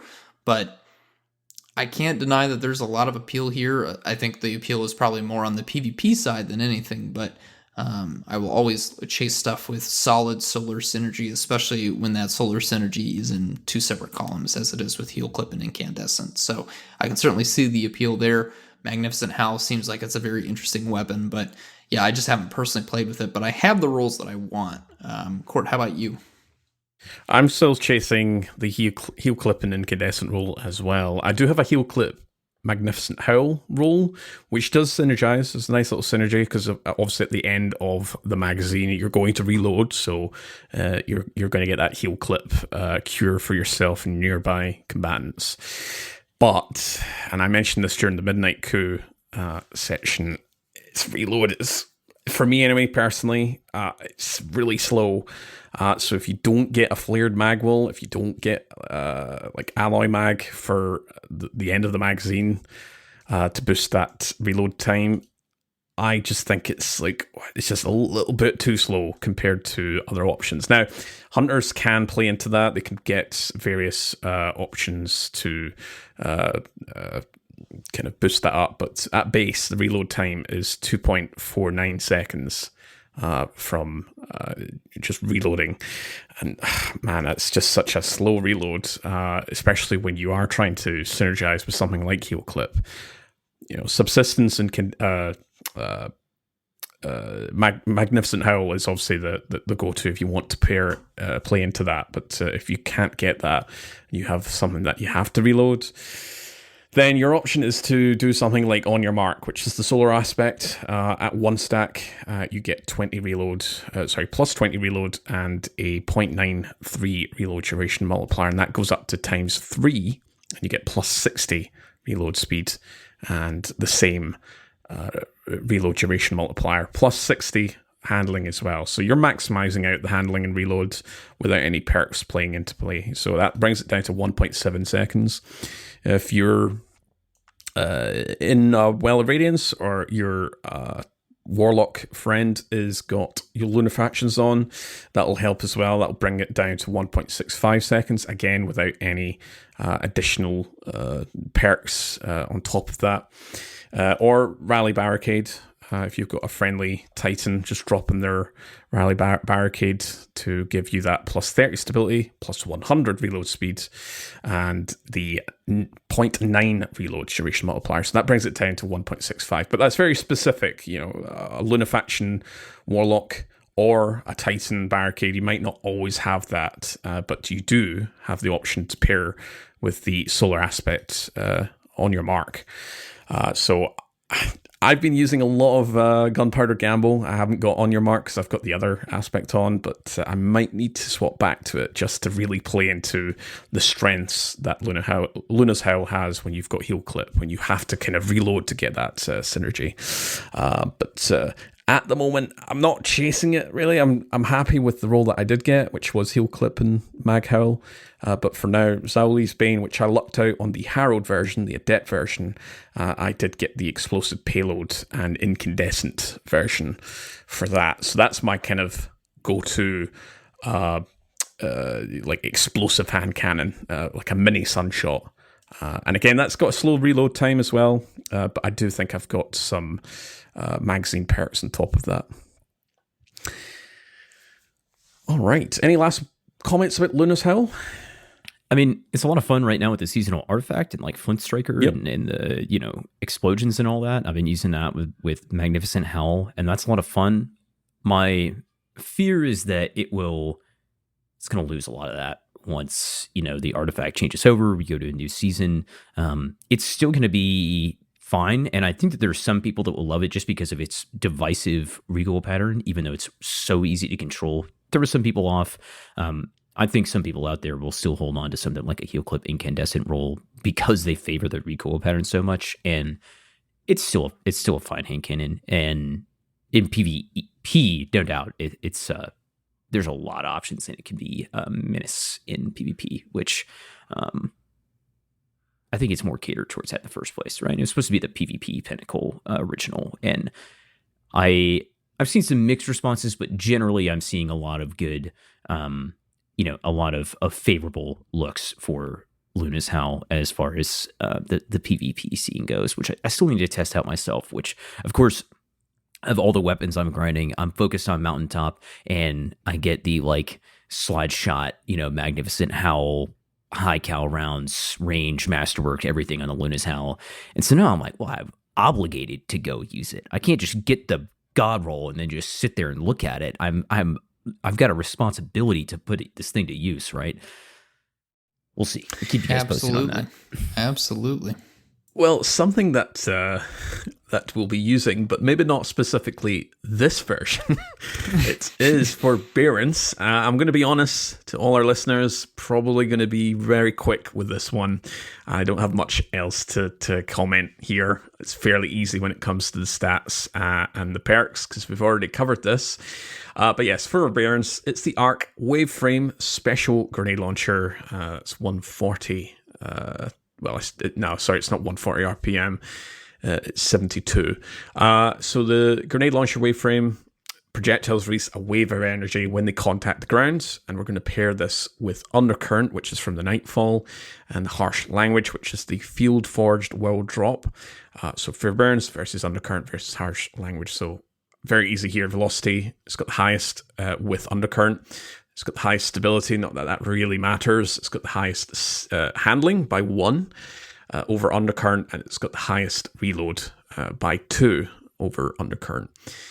Forbearance has base total ammo reserves of 22, and no matter how many reserve mods that you apply, it goes to 23. So 1 reserve mod, 3 reserve mods, doesn't matter, you'll get 23. So obviously this is the stat monster, still present within a certain activity, and it does have some really great perks in here. So yeah, so differences since the last appearance, which was Witch Queen. It's still in the game, it's still acquirable. You can go get it via the Disciple. You can get the fancy Adept version as well if you can luck out on that, but you can craft it, you can enhance it. This version does not get Soul Drinker, the origin trait. That's the very powerful one. But it does get Indomitability if you want to play into that. There's a specific perk that you can really double up on that, which we'll talk about. In terms of what's changed since Witch Queen, they've removed in Column 3 Genesis, Sleight of Hand, and they've added in their place Destruction Break and Demolitionist. And in Column 4, they've removed Turnabout, and they've added Desperate Measures. So very easy here. This is a wave frame, so you're not really going to be focusing on something like stability, so you're not getting confined launch. It's already got maximum blast radius anyway. Blast radius, velocity, stability, they're really not that important, if any, with a wave frame. You want to really play into handling and reload speed here. So if we take a little look, Countermass has plus 10 handling. Linear Compensator, disregard that. Quick Launch, you've got that plus 15 handling. And that's what you'll be going for. You do have 2 in the magazine perks. You've got high velocity rounds and you've got implosion rounds. Again, you're just going to be picking high velocity rounds for that plus 10 reload speeds. Velocity can come into play if you really want to kind of arc the range to allow the projectile to land faster compared to others. But again, it's not that important when it comes to the wave frame. You're more going to be pointing it at the ground anyway. So the speed of the velocity for a wave frame doesn't really matter. What does matter is column 3 and 4 perks. So I'll list them off here. We've got Unrelenting, Stats for All, Demo, Ambitious Assassin, Surplus, Steady Hands, Disruption Break, and in column 4 we've got Wellspring, Golden Tricorn, One for All, Bait and Switch, Rampage, Chain Reaction, and of course Desperate Measures rounds out column 4. So perks, what are we thinking here? I mean, let's look at my dim. What is my current Forbearance? Let me find it here. I think I can guess. I really think I can guess here. I mean, it's like there's 2 options it could be in column 3, but there's only one option it could be in column 4. So I don't. Quick launch, high velocity rounds, ambitious assassin, and chain reaction. Okay. Yeah. The other option in column 3, I know folks would use unrelenting. That is an option to really double down on Soul Drinker. If you've got the raid version, you may want to use that here just to kind of really play into unrelenting, because you don't have the Soul Drinker for this version. But what is also in column 3 is demo. So demo is going to be a very powerful perk in combination with Indomitability. And if you can get, if you're staying on a light subclass, you get, in addition to demos, it's around about 10%. You'll get a 5% increase on top of that for Forbearance. I don't have much else to add here, to be honest. Just because I think, 3 of us have already got our role for Forbearance. If you're not that interested into playing a raid, I believe this is Forbearance dropping within Pantheon. I know there's maybe some vow weapons that are dropping. It is, yeah. Well, I would assume it'd be all the vow weapons. I got an adept submission to drop when we did it yesterday, so I would assume. Yeah, I didn't think it was partial perk pool. I thought it was going to be all the perk pools. Right. Okay. To be confirmed. We'll check that out for next episode. But yeah, if you're not keen on raiding, then obviously this is one that you want to get. Absolutely get for unrelenting. And if you can get a double slot shiny version with unrelenting or demo or ambitious assassin, one of those 3, and then something like bait and switch or one for all, but definitely chain reaction. Now remember, chain reaction is being reduced on special weapons for the final shape, so it's not going to be as potent. It's still going to be fine, but it's going to be a much lower blast radius, and the damage isn't going to be as substantial compared to a heavy version, but it's still going to be relatively fine.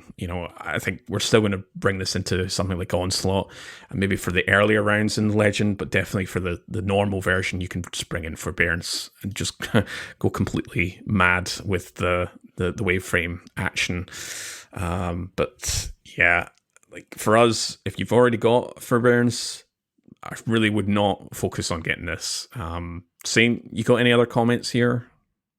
Yeah, if you want 16% grenade energy on every kill, then, go get you a new into the light Brave Arsenal Forbearance. But other than that, I don't really know. I will say, I think that there is a chance that One for All becomes more popular after the chain reaction nerf, depending on how that feels in the final shape. So if you get a demo One for All or ambitious assassin One for All roll, I would say hold on to it, because depending on how exactly that goes down, there's a chance that could get a little more popular. That's all I got to say about that. Yeah, a world where waveframes don't have chain reaction as the default pick, that's uncharted territory. Yeah, I know. Yeah, we're going into the Traveler. We're uncovering new things. It's all getting shaken up. I will say that's true. You will be able to enhance demo as well, which is a slight increase. It's going to be 11% for this. It's fusion rifles, glades, shotguns, and snipers that get the 20%, because they're a little bit harder to sustain that demo gain. But here, with Forbearance being so, or any waveframe being so manic when it comes to proccing demo, it's going to be 11%, and then on top of the origin trait. But all right, well, speaking of uncharted territory, let's get to the weapon you've all been waiting for. We've got the Mountaintop. It's back. It's actually better than ever. They did it. They really did it. It's better than ever. has a new frame, the micro missile frame, which actually is another frame plus extra stuff, because again, it's better than ever. So it does maintain the lightweight bonuses. We get that plus 20 mobility and the 6.25% forward movement speed that lightweight grenade launchers get. But it also can do rocket jump, and it does deal 50% less self-damage, reduced self-damage, I should say. So there's that on top of all that good stuff. You go fast, you can go in the air with your gun. Yeah, it's fun time, the weapon here. So we will be comparing it to lightweight grenade launchers for the stat comparison, even though the frame is technically unique and a little bit different. So we'll compare the stats to Prodigal Return from Season of Defiance and Pardon Our Dust from Dares of Eternity, just for a reference, because it is somewhat close. But do know that this is unlike any other grenade launcher in the game right now. So we've got Mountaintop versus Prodigal Return versus Pardon Our Dust here, starting with our velocity, because the impact stat is the same. We've got a velocity of 75 at the highest for Mountaintop versus 73 for the other two. Stability of 23 and 23, but Pardon Our Dust has 28, not that that matters a ton. Handling of 69 at the highest for Mountaintop versus 63 and 68. And then a reload, middling reload for Mountaintop here, 63 versus 62 versus 69 for Pardon Our Dust. Again, that's not going to matter a ton based on some of our traits that we have in column 3.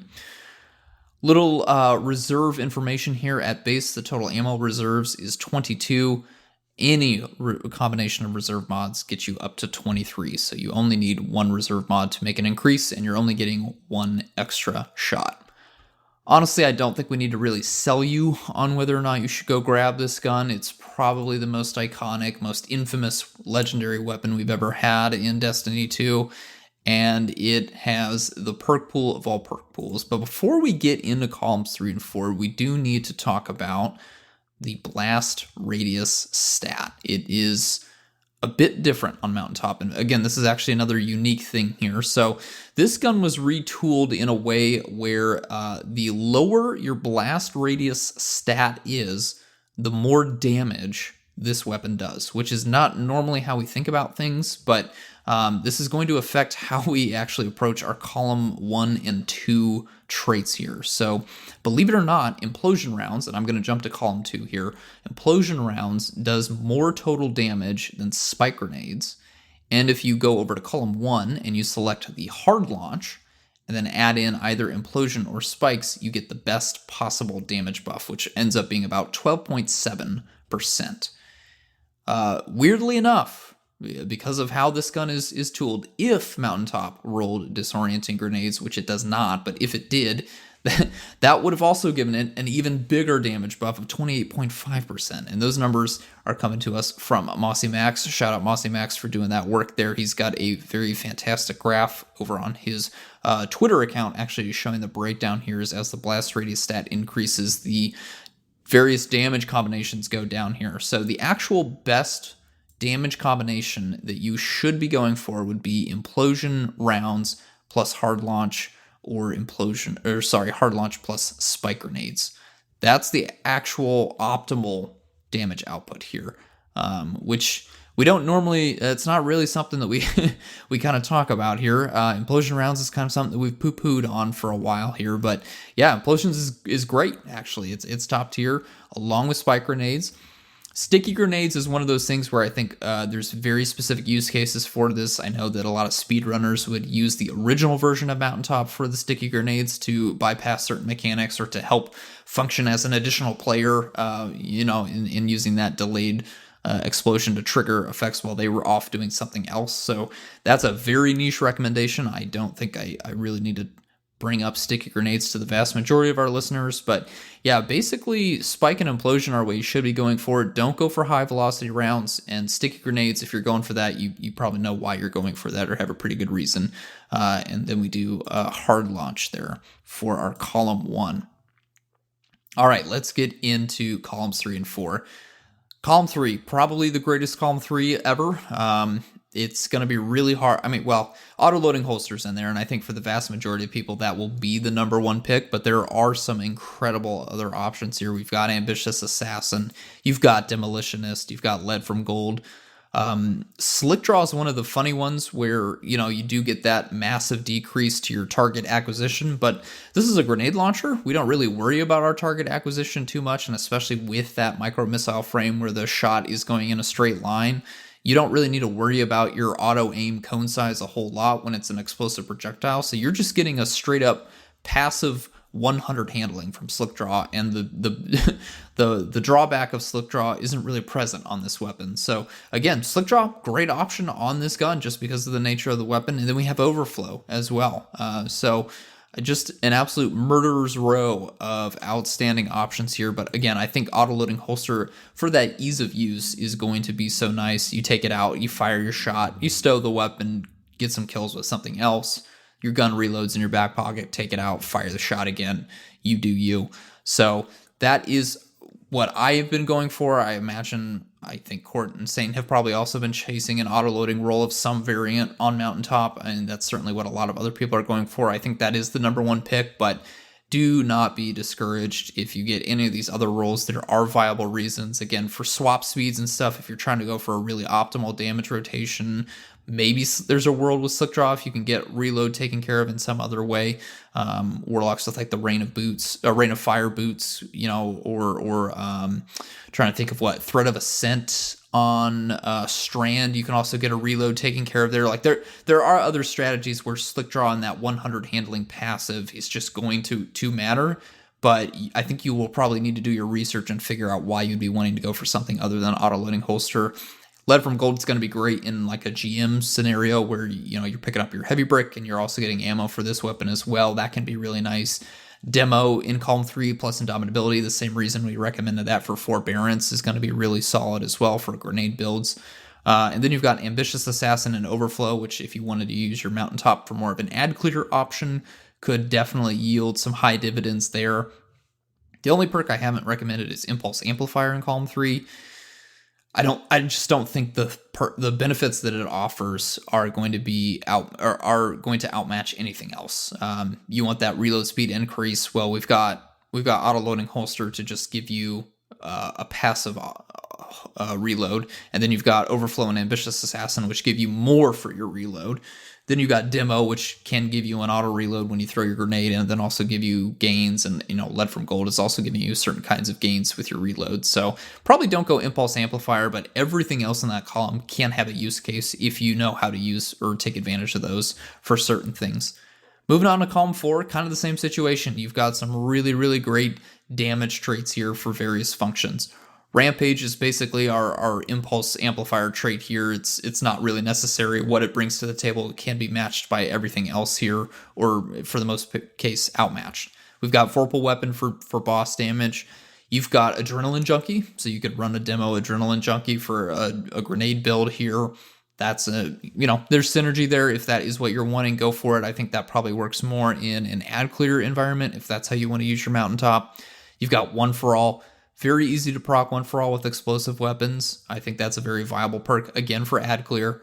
Harmony, probably more the PvP option for Mountaintop, so I won't talk too much about that. There's not a lot of reasons to run Harmony in PvE, and not a lot of reasons to run Harmony on Mountaintop for PvE. Recombination, again, this is going to be another high value target, boss target option. This can outpace Vorpal Weapon if you can get your stacks up and then not lose those stacks by dying. That can be a very, very strong damage, single shot damage that you can deal with Mountaintop. So I think there's arguments to be made between Vorpal and Recombination, depending on, do you want that passive damage buff to bosses with Vorpal Weapon, or do you want to go for the super shot, but you just need to play your life a little bit more to make sure that you can get that times 10 shot more consistently. There's arguments to be made either way. And then finally, there's Frenzy. I think autoloading and Frenzy is going to be the easiest wombo combo damage perk. You've got a damage buff that can proc in your back pocket plus autoloading holster. That can make it very nice. You whip it out. You've got a shot in there. It's also got Frenzy's damage buff. It's also got Frenzy's handling buff as well. that can make for just a all around. Do I use it for ad clear? Or do I use it for boss damage? You can use it for both because Frenzy works that way, and it's wonderful. So that's the role that I've been chasing. I have yet to get the auto loading Frenzy. I've been getting very close to it. But this is still kind of the one role that I'm chasing from Onslaught. Saint, do you have any other combinations that you're going for, or something that you have gotten a drop that you're really loving? Yeah, I'd say, when it comes down to autoloading Frenzy versus autoloading Recombination, my head is thinking, how many ads am I going to be able to kill in between times in which I need this? Because if I'm using this as like a DPS support weapon, then it's probably pretty easy in between DPS phases to get, almost 10 kills, which I believe when you enhance Recombination, it goes from 10 kills to 8 kills to require the maximum buff, which is pretty nice. And that's definitely going to be like a more DPS centric, DPS rotation centric role with that 100% potential buff at max stacks. Versus Frenzy, like you said, that's going to be working with autoloading holster where I can get that damage buff while it's stowed and have that extra speed to swap to and swap back from.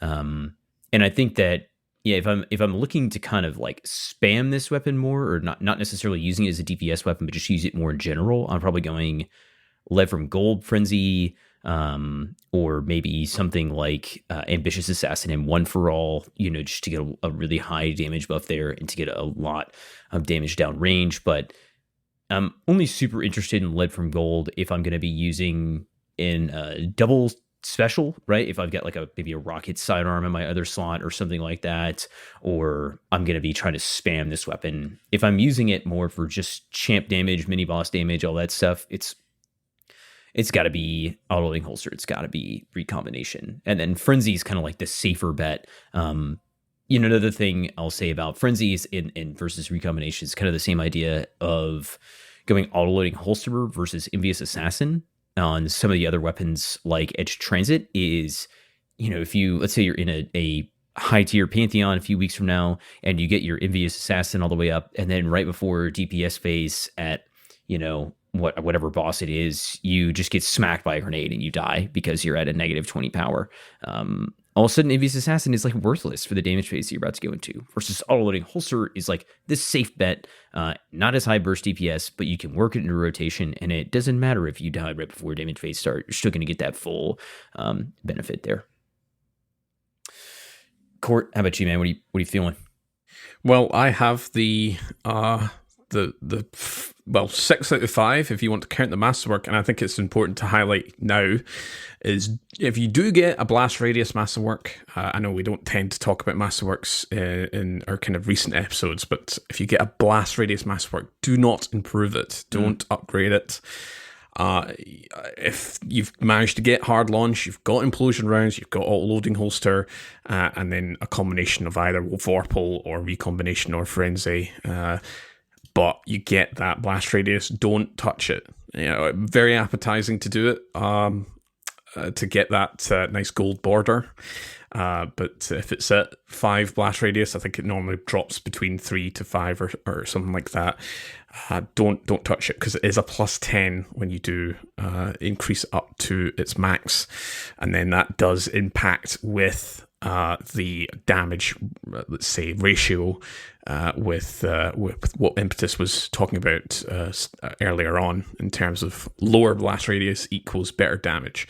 I mean, it's not terrible. You will just be losing optimal damage, especially if you are using this for, champ bursting or for just damage, swapping to mountaintop and then swapping back to a different weapon, kind of like the good old days, mountaintop with something like a sword or something like that.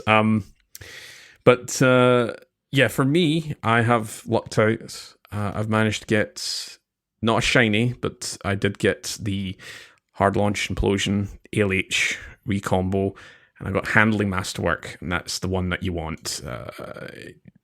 Plays very into that type of meta, and that's what I'm going to be using that for kind of big boy damage, swapping back to Mountaintop, firing it at a champion, at our boss, Onslaught with those big sky bombers, and then swapping back to a different weapon and trying to finish them off. But I did get a Vorpal version as well. Again, same hard launch implosion, ALH, and I did get Vorpal. But in column 4, man, like any of these perks are fine. I think Rampage is just the one that's like the archaic one. But like I would take Adrenaline Junkie, and if you can get a demo one, that's a nice little synergy between the two. Harmony has some utility as well. It's 20%, just swapping from one weapon and then back to Mountaintop. It's just in essence the same as a slightly increased Frenzy, although you don't get the handling. But like, if you get Rampage, then you've really got some bad luck. But getting a shiny to drop and you've got like Vorpal and then something else that isn't Rampage, then you're doing really well. Like, you've got a very, very good roll.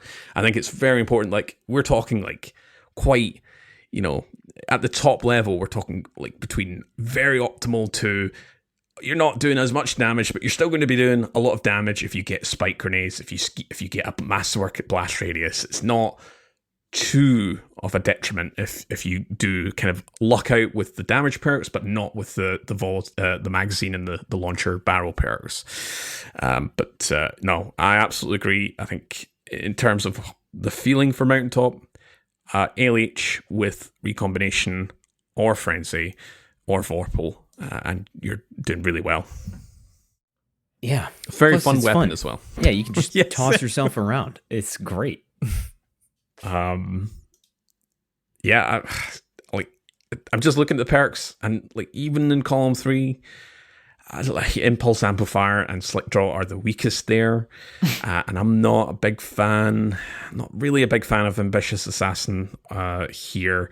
But I am looking at like the enhanced versions. Ambitious Assassin can get the timer between each kill is a lot longer, and you do get a passive +5 reload speeds. And then auto-loading holster, it reduces the time between it activating when you stow it away. It goes from 2.5 to 2.3. That doesn't sound a lot. 0.2 seconds is, it's not a lot between the two, but in those optimal damage phases, if you're doing Pantheon, if you're doing those kind of upper tier content, it means a lot. Where if you are doing those sort of swap DPS phases.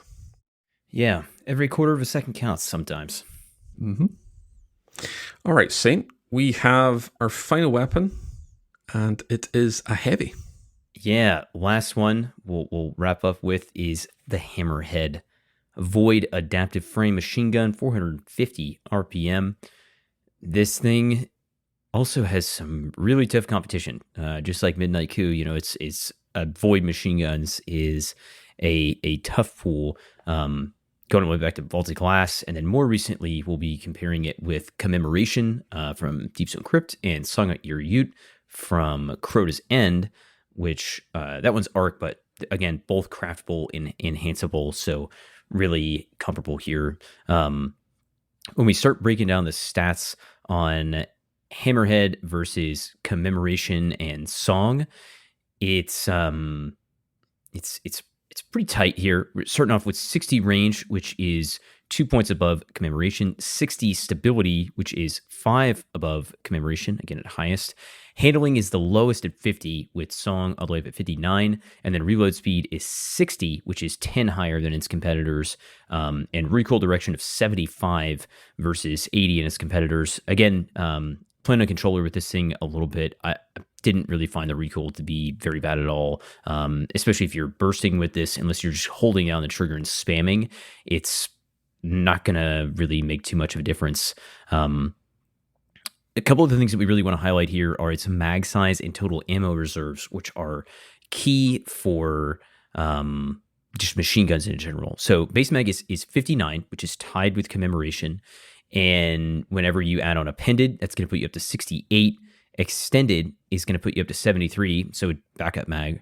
And then Extended plus, backup mag, or Appended plus backup mag is up to 75. So probably extended, honestly, if you really want to crank the reserves up there, with appended being a fine option. Unfortunately, with all the other stats we just talked through, it's got a little bit better reload. It has the highest range and stability, which are really nice for, it's kind of pros here on Hammerhead. But a con that we're going to see start to grow out here at the very end of this stat pool is its base ammo reserves and its total ammo reserves when you start adding on mods. So base is going to be 315 versus 351 for Commemoration and 345 for Song. So at base, it's the lowest by a decent margin there. And unfortunately, as you start racking up your mods, that is going to stay relatively similar. It gets evened out a little bit as you go all the way up to 3 reserve mods. So starting off with 1 mod, it's going to go from the base of 315 up to 360, and then 404 with 2 and 427 with 3. Now, all the way up at 3 reserve mods, 427 is pretty good, and it's also getting it a lot closer to its competitors at 453 and 451. Now, some of the perks can increase or decrease your total ammo capacity by a few bullets, depending.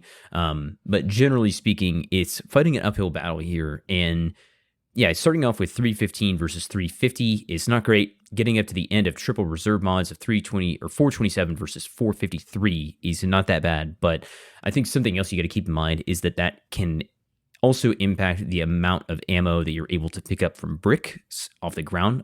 Scab bricks, full ammo bricks, all that kind of stuff. So whenever you max out the reserve mods, you're only losing about what is that? It's like just not quite 30 bullets there. So not crazy, but it is something to consider versus Commemoration, which is kind of been the big discussion as this weapon has really landed on the scene. So with all that said, you're slightly behind on total ammo capacity, but let's look at traits and how that stacks up to our recent raid tier competitors. In the third column, they removed dynamic sway, quick draw, tap the trigger, threat detector, and shield disorient. And it gained destabilizing around, envious assassin, feeding frenzy 4 times, rampage, rewind rounds, and under over. And then in column 4, we lost ambitious assassin, genesis, mulligan, and rampage, which was moved to column 3, and then added desperate measures, killing tally, onslaught, target lock, and tap the trigger, shifted to column 4. So massive shakeup on this thing. I mean, a couple other traits, that I want to shout out are in column 3. First of all, envious assassin. Hammerhead, unlike Commemoration, does not have access to reconstruction, which is an incredibly strong pairing with killing tally in column 4. But it does have envious assassin, which if you're going to go with an appended mag or extended mag, I believe you can get north of 200 bullets loaded at a time, which requires a little bit of prep work from your other weapons and stuff like that, but is still incredibly viable. And then after that, you've got rewind rounds, which can refund up to 60% of the mag if you land every bullet, which, not exactly going to happen every time, but still very helpful. And then same for 4 times a charm, 4 crits, refunds 2 bullets, still strong, just different options here. And then rampage in the third column, obviously a highlight, as well as destabilizing rounds, definitely can be pretty strong depending on the build that you're in. And then looking over to the fourth column, we have Onslaught, which is very rare on machine guns. I believe only showing up on Mercado 45, the Strand machine gun. I don't think it's shown up anywhere else on machine guns. Desperate Measures, obviously unique to this one. Killing Tally to compete with Commemoration. And then it's Surrounded as well, which is pretty uncommon. I definitely like Indomitability. Commemoration has Great Inheritance, which is pretty nice, and I would say, as far as origin traits go, probably the most direct competitor to Indomitability, as far as just that passive, just getting ability energy for using the weapon. What is the vibe? Because personally, I'm feeling like Envious Killing Tally is the direct competitor with Commemoration, but I would probably rather use something like Destabilizing, or Rampage and Surrounded. Surrounded, Enhanced is obviously incredibly strong, north of 40%. And I I think that Onslaught is kind of a bait perk here because of the way it chews through your ammo, and you're already at a slight disadvantage on ammo capacity. Court, what do you say? Is it heresy to say that Onslaught is not the go-to here? What are you feeling? I don't think so. And the more I look at Hammerhead and more of I pair it with Commemoration, the more I'm just like, I don't think I need to really get this. Now, it's very appetizing to see, you've got Rampage in column 3, and then you've got a bunch of damage perks in column 4. This machine gun will be the only enhanced surrounded machine gun in the final shape. And as a reminder, that will bring it up from 40% to 47% when you enhance it. So that's, it's a very powerful damage perk. You then pair that with Rampage, you're going to be stacking quite a lot. Very easy to sustain Rampage on that. But yeah, I think you're right in saying I think it might be a bait perk, at least for me personally. And Envious Assassin seems quite appetizing on Hammerhead if I don't get Rampage, if I don't go for something like 4 times the charm or rewind rounds. It does go up to around about 219 in the magazine if you can proc it fully. But it's still a bit risky having to juggle around, whereas Reconstruction, it's not as big as a gain compared to Envious Assassin. It's a lot safer and it just works in the background, and it works when you're in the down period of Onslaught. If you're in between rounds, you've got nothing to shoot at, you're going to lose that kind of tossing about with Envious Assassin compared to Reconstruction. So Commemoration is still going to be personally my go-to, and the Origin trait, while it's not as powerful as Indomitability, where it's 5% for melee or grenades, depending on the subclass that you're on, Brain Inheritance is just passive. It just works in the background. It's based on hits. It's 0.42% on the machine gun, which you might think it's not a lot, but it's a machine gun and it applies on any hits, and it applies across all of your abilities. It's not just specifically to one. So it sounds like I'm being quite unfriendly to Hammerhead, and that's not really the vibe that I want to go for. I want to get some nice rolls with Hammerhead, but it's just being I'm focusing on other weapons at the moment. Maybe I'll focus on Hammerheads by the time, we're 1 week away from the final shape, and then I'll possibly kind of focus on getting Hammerheads. But yeah, I'm not quite there with it. Imtus, do you think you could convince me? I mean, the only role I'll really consider would be Rewind and Onslaught for just dumping everything in the chamber. Again, Surrounded's cool. I'm sure with Enhanced Surrounded, this thing will absolutely chew through Onslaught at high levels, but I don't really care about that.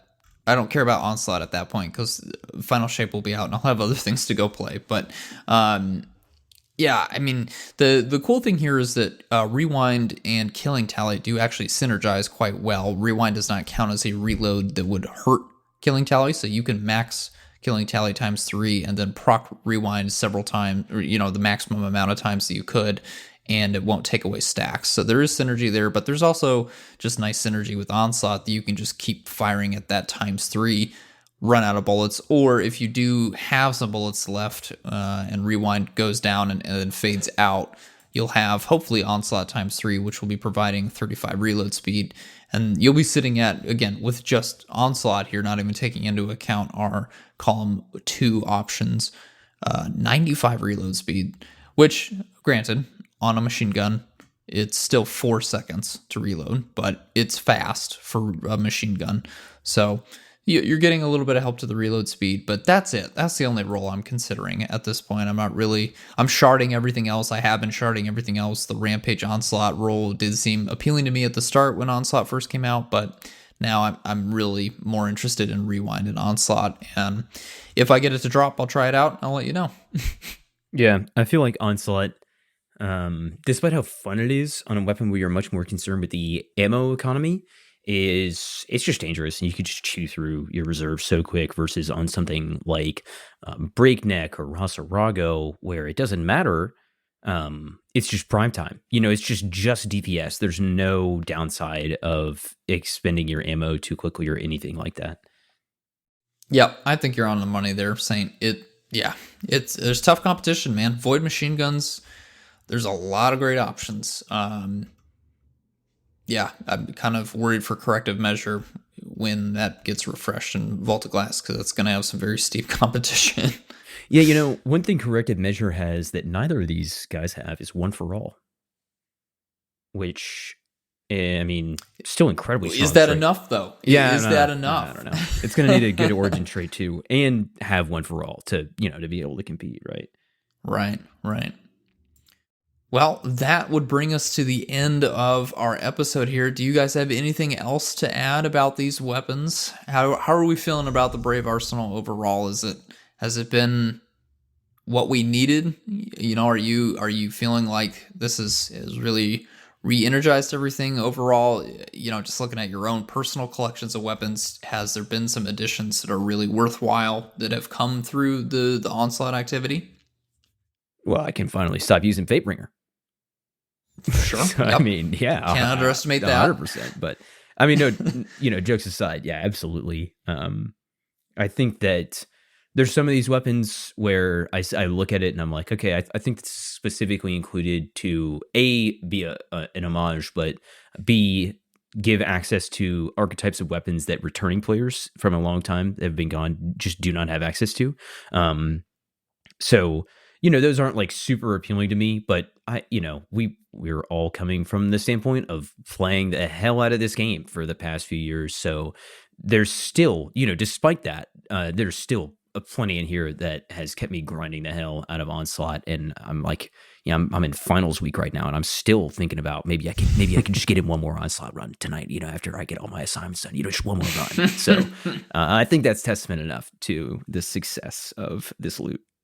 No, I completely agree. It's all these weapons that's, at least Saint and we've used throughout Destiny 2's lifespan. And sure, we've maybe not been as friendly to Forbearance and Succession and like Hung Jury and Fallen Guillotine because, we've used them quite a lot, and some of them are still in the game anyway, and they're just, objectively, they're just a little bit more better anyway, but we're not going to chase those because we've already got our God Roll Forbearance and Succession. But for the rest, Midnight Coup, so happy to see that back. Luna's Howl, maybe not so much a PvE weapon, but definitely PvP. Blast Furnace is great. We talked in our previous episode with Recluse and Edge Transit. Those two are, it's very funny seeing those back as, that's what we'd be using a couple years ago, and we're using it again.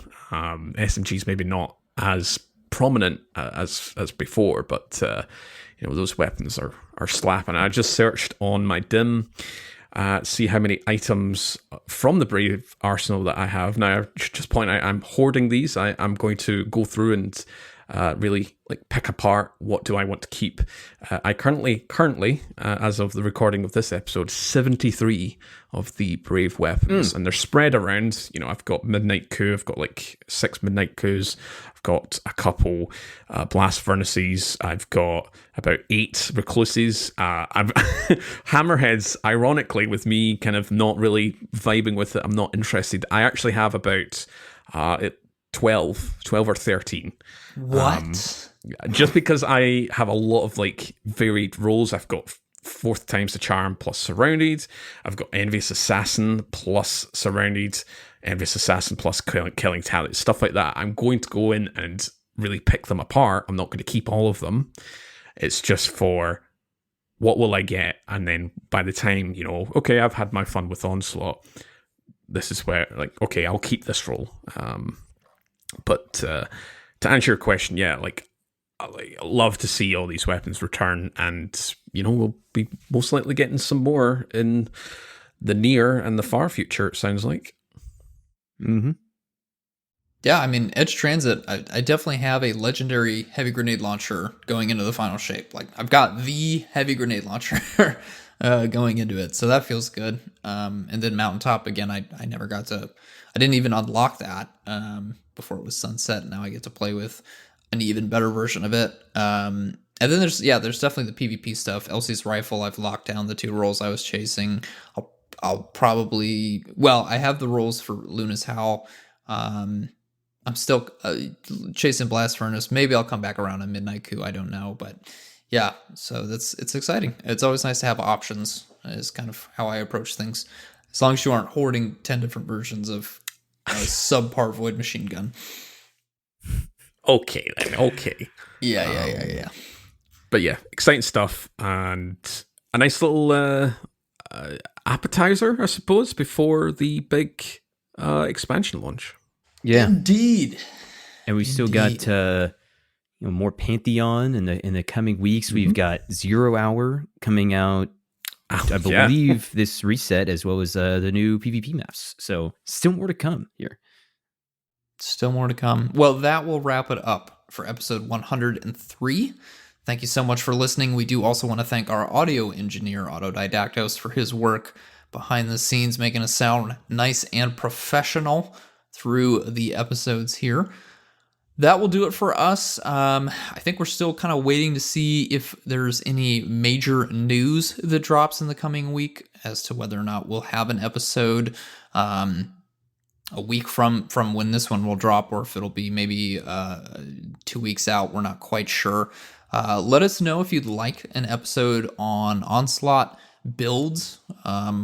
Pantheon, I think, is going to be a tough one to do just because that will demand an awful lot, and there's going to be a pretty high barrier to entry. So we don't have much to recommend other than you gotta do the other raids first. You gotta need to know how the encounters work before you can go play the harder versions of those, which isn't enough advice for a full length episode. So we're probably not going to do builds for Pantheon, as you probably will know what you need to bring to tackle that kind of an activity. But if you'd like to know what we're using in Onslaught as we crush through those Legend 50 wave ones, we could potentially do an episode on that. But we're going to probably hold off and see if there's any big news that we can dissect in the coming weeks and in the coming episodes. But that is enough for me. My name is Impetus. You can find me by that name in Discord and in Destiny, chasing the last few rolls, probably the last few Blast Furnace and Mountaintop rolls on Onslaught, and then, of course, tackling Pantheon with my Final Shape raid team. Court, where can our listeners find you?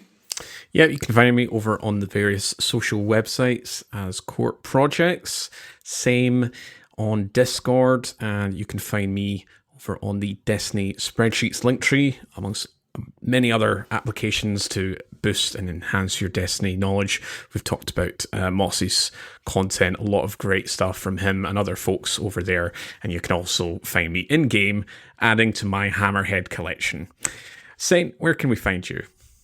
Yep, this week you can find me in my office studying for my finals. You can also find me on social media by the name of Saint_Kabir, as well as hanging out in that Massive Breakdowns Discord server, and potentially over on the YouTube channel. Just did a little test stream this past week, and that all seems to be running well with a new PC. So maybe some Onslaught streams, maybe a little 0 Hour stream. If you're interested in a specific topic or anything like that, reach out, messages, tweet at us. We'll definitely hear you out on any potential stream content or anything like that. But until then, thanks for listening to another episode of PvE.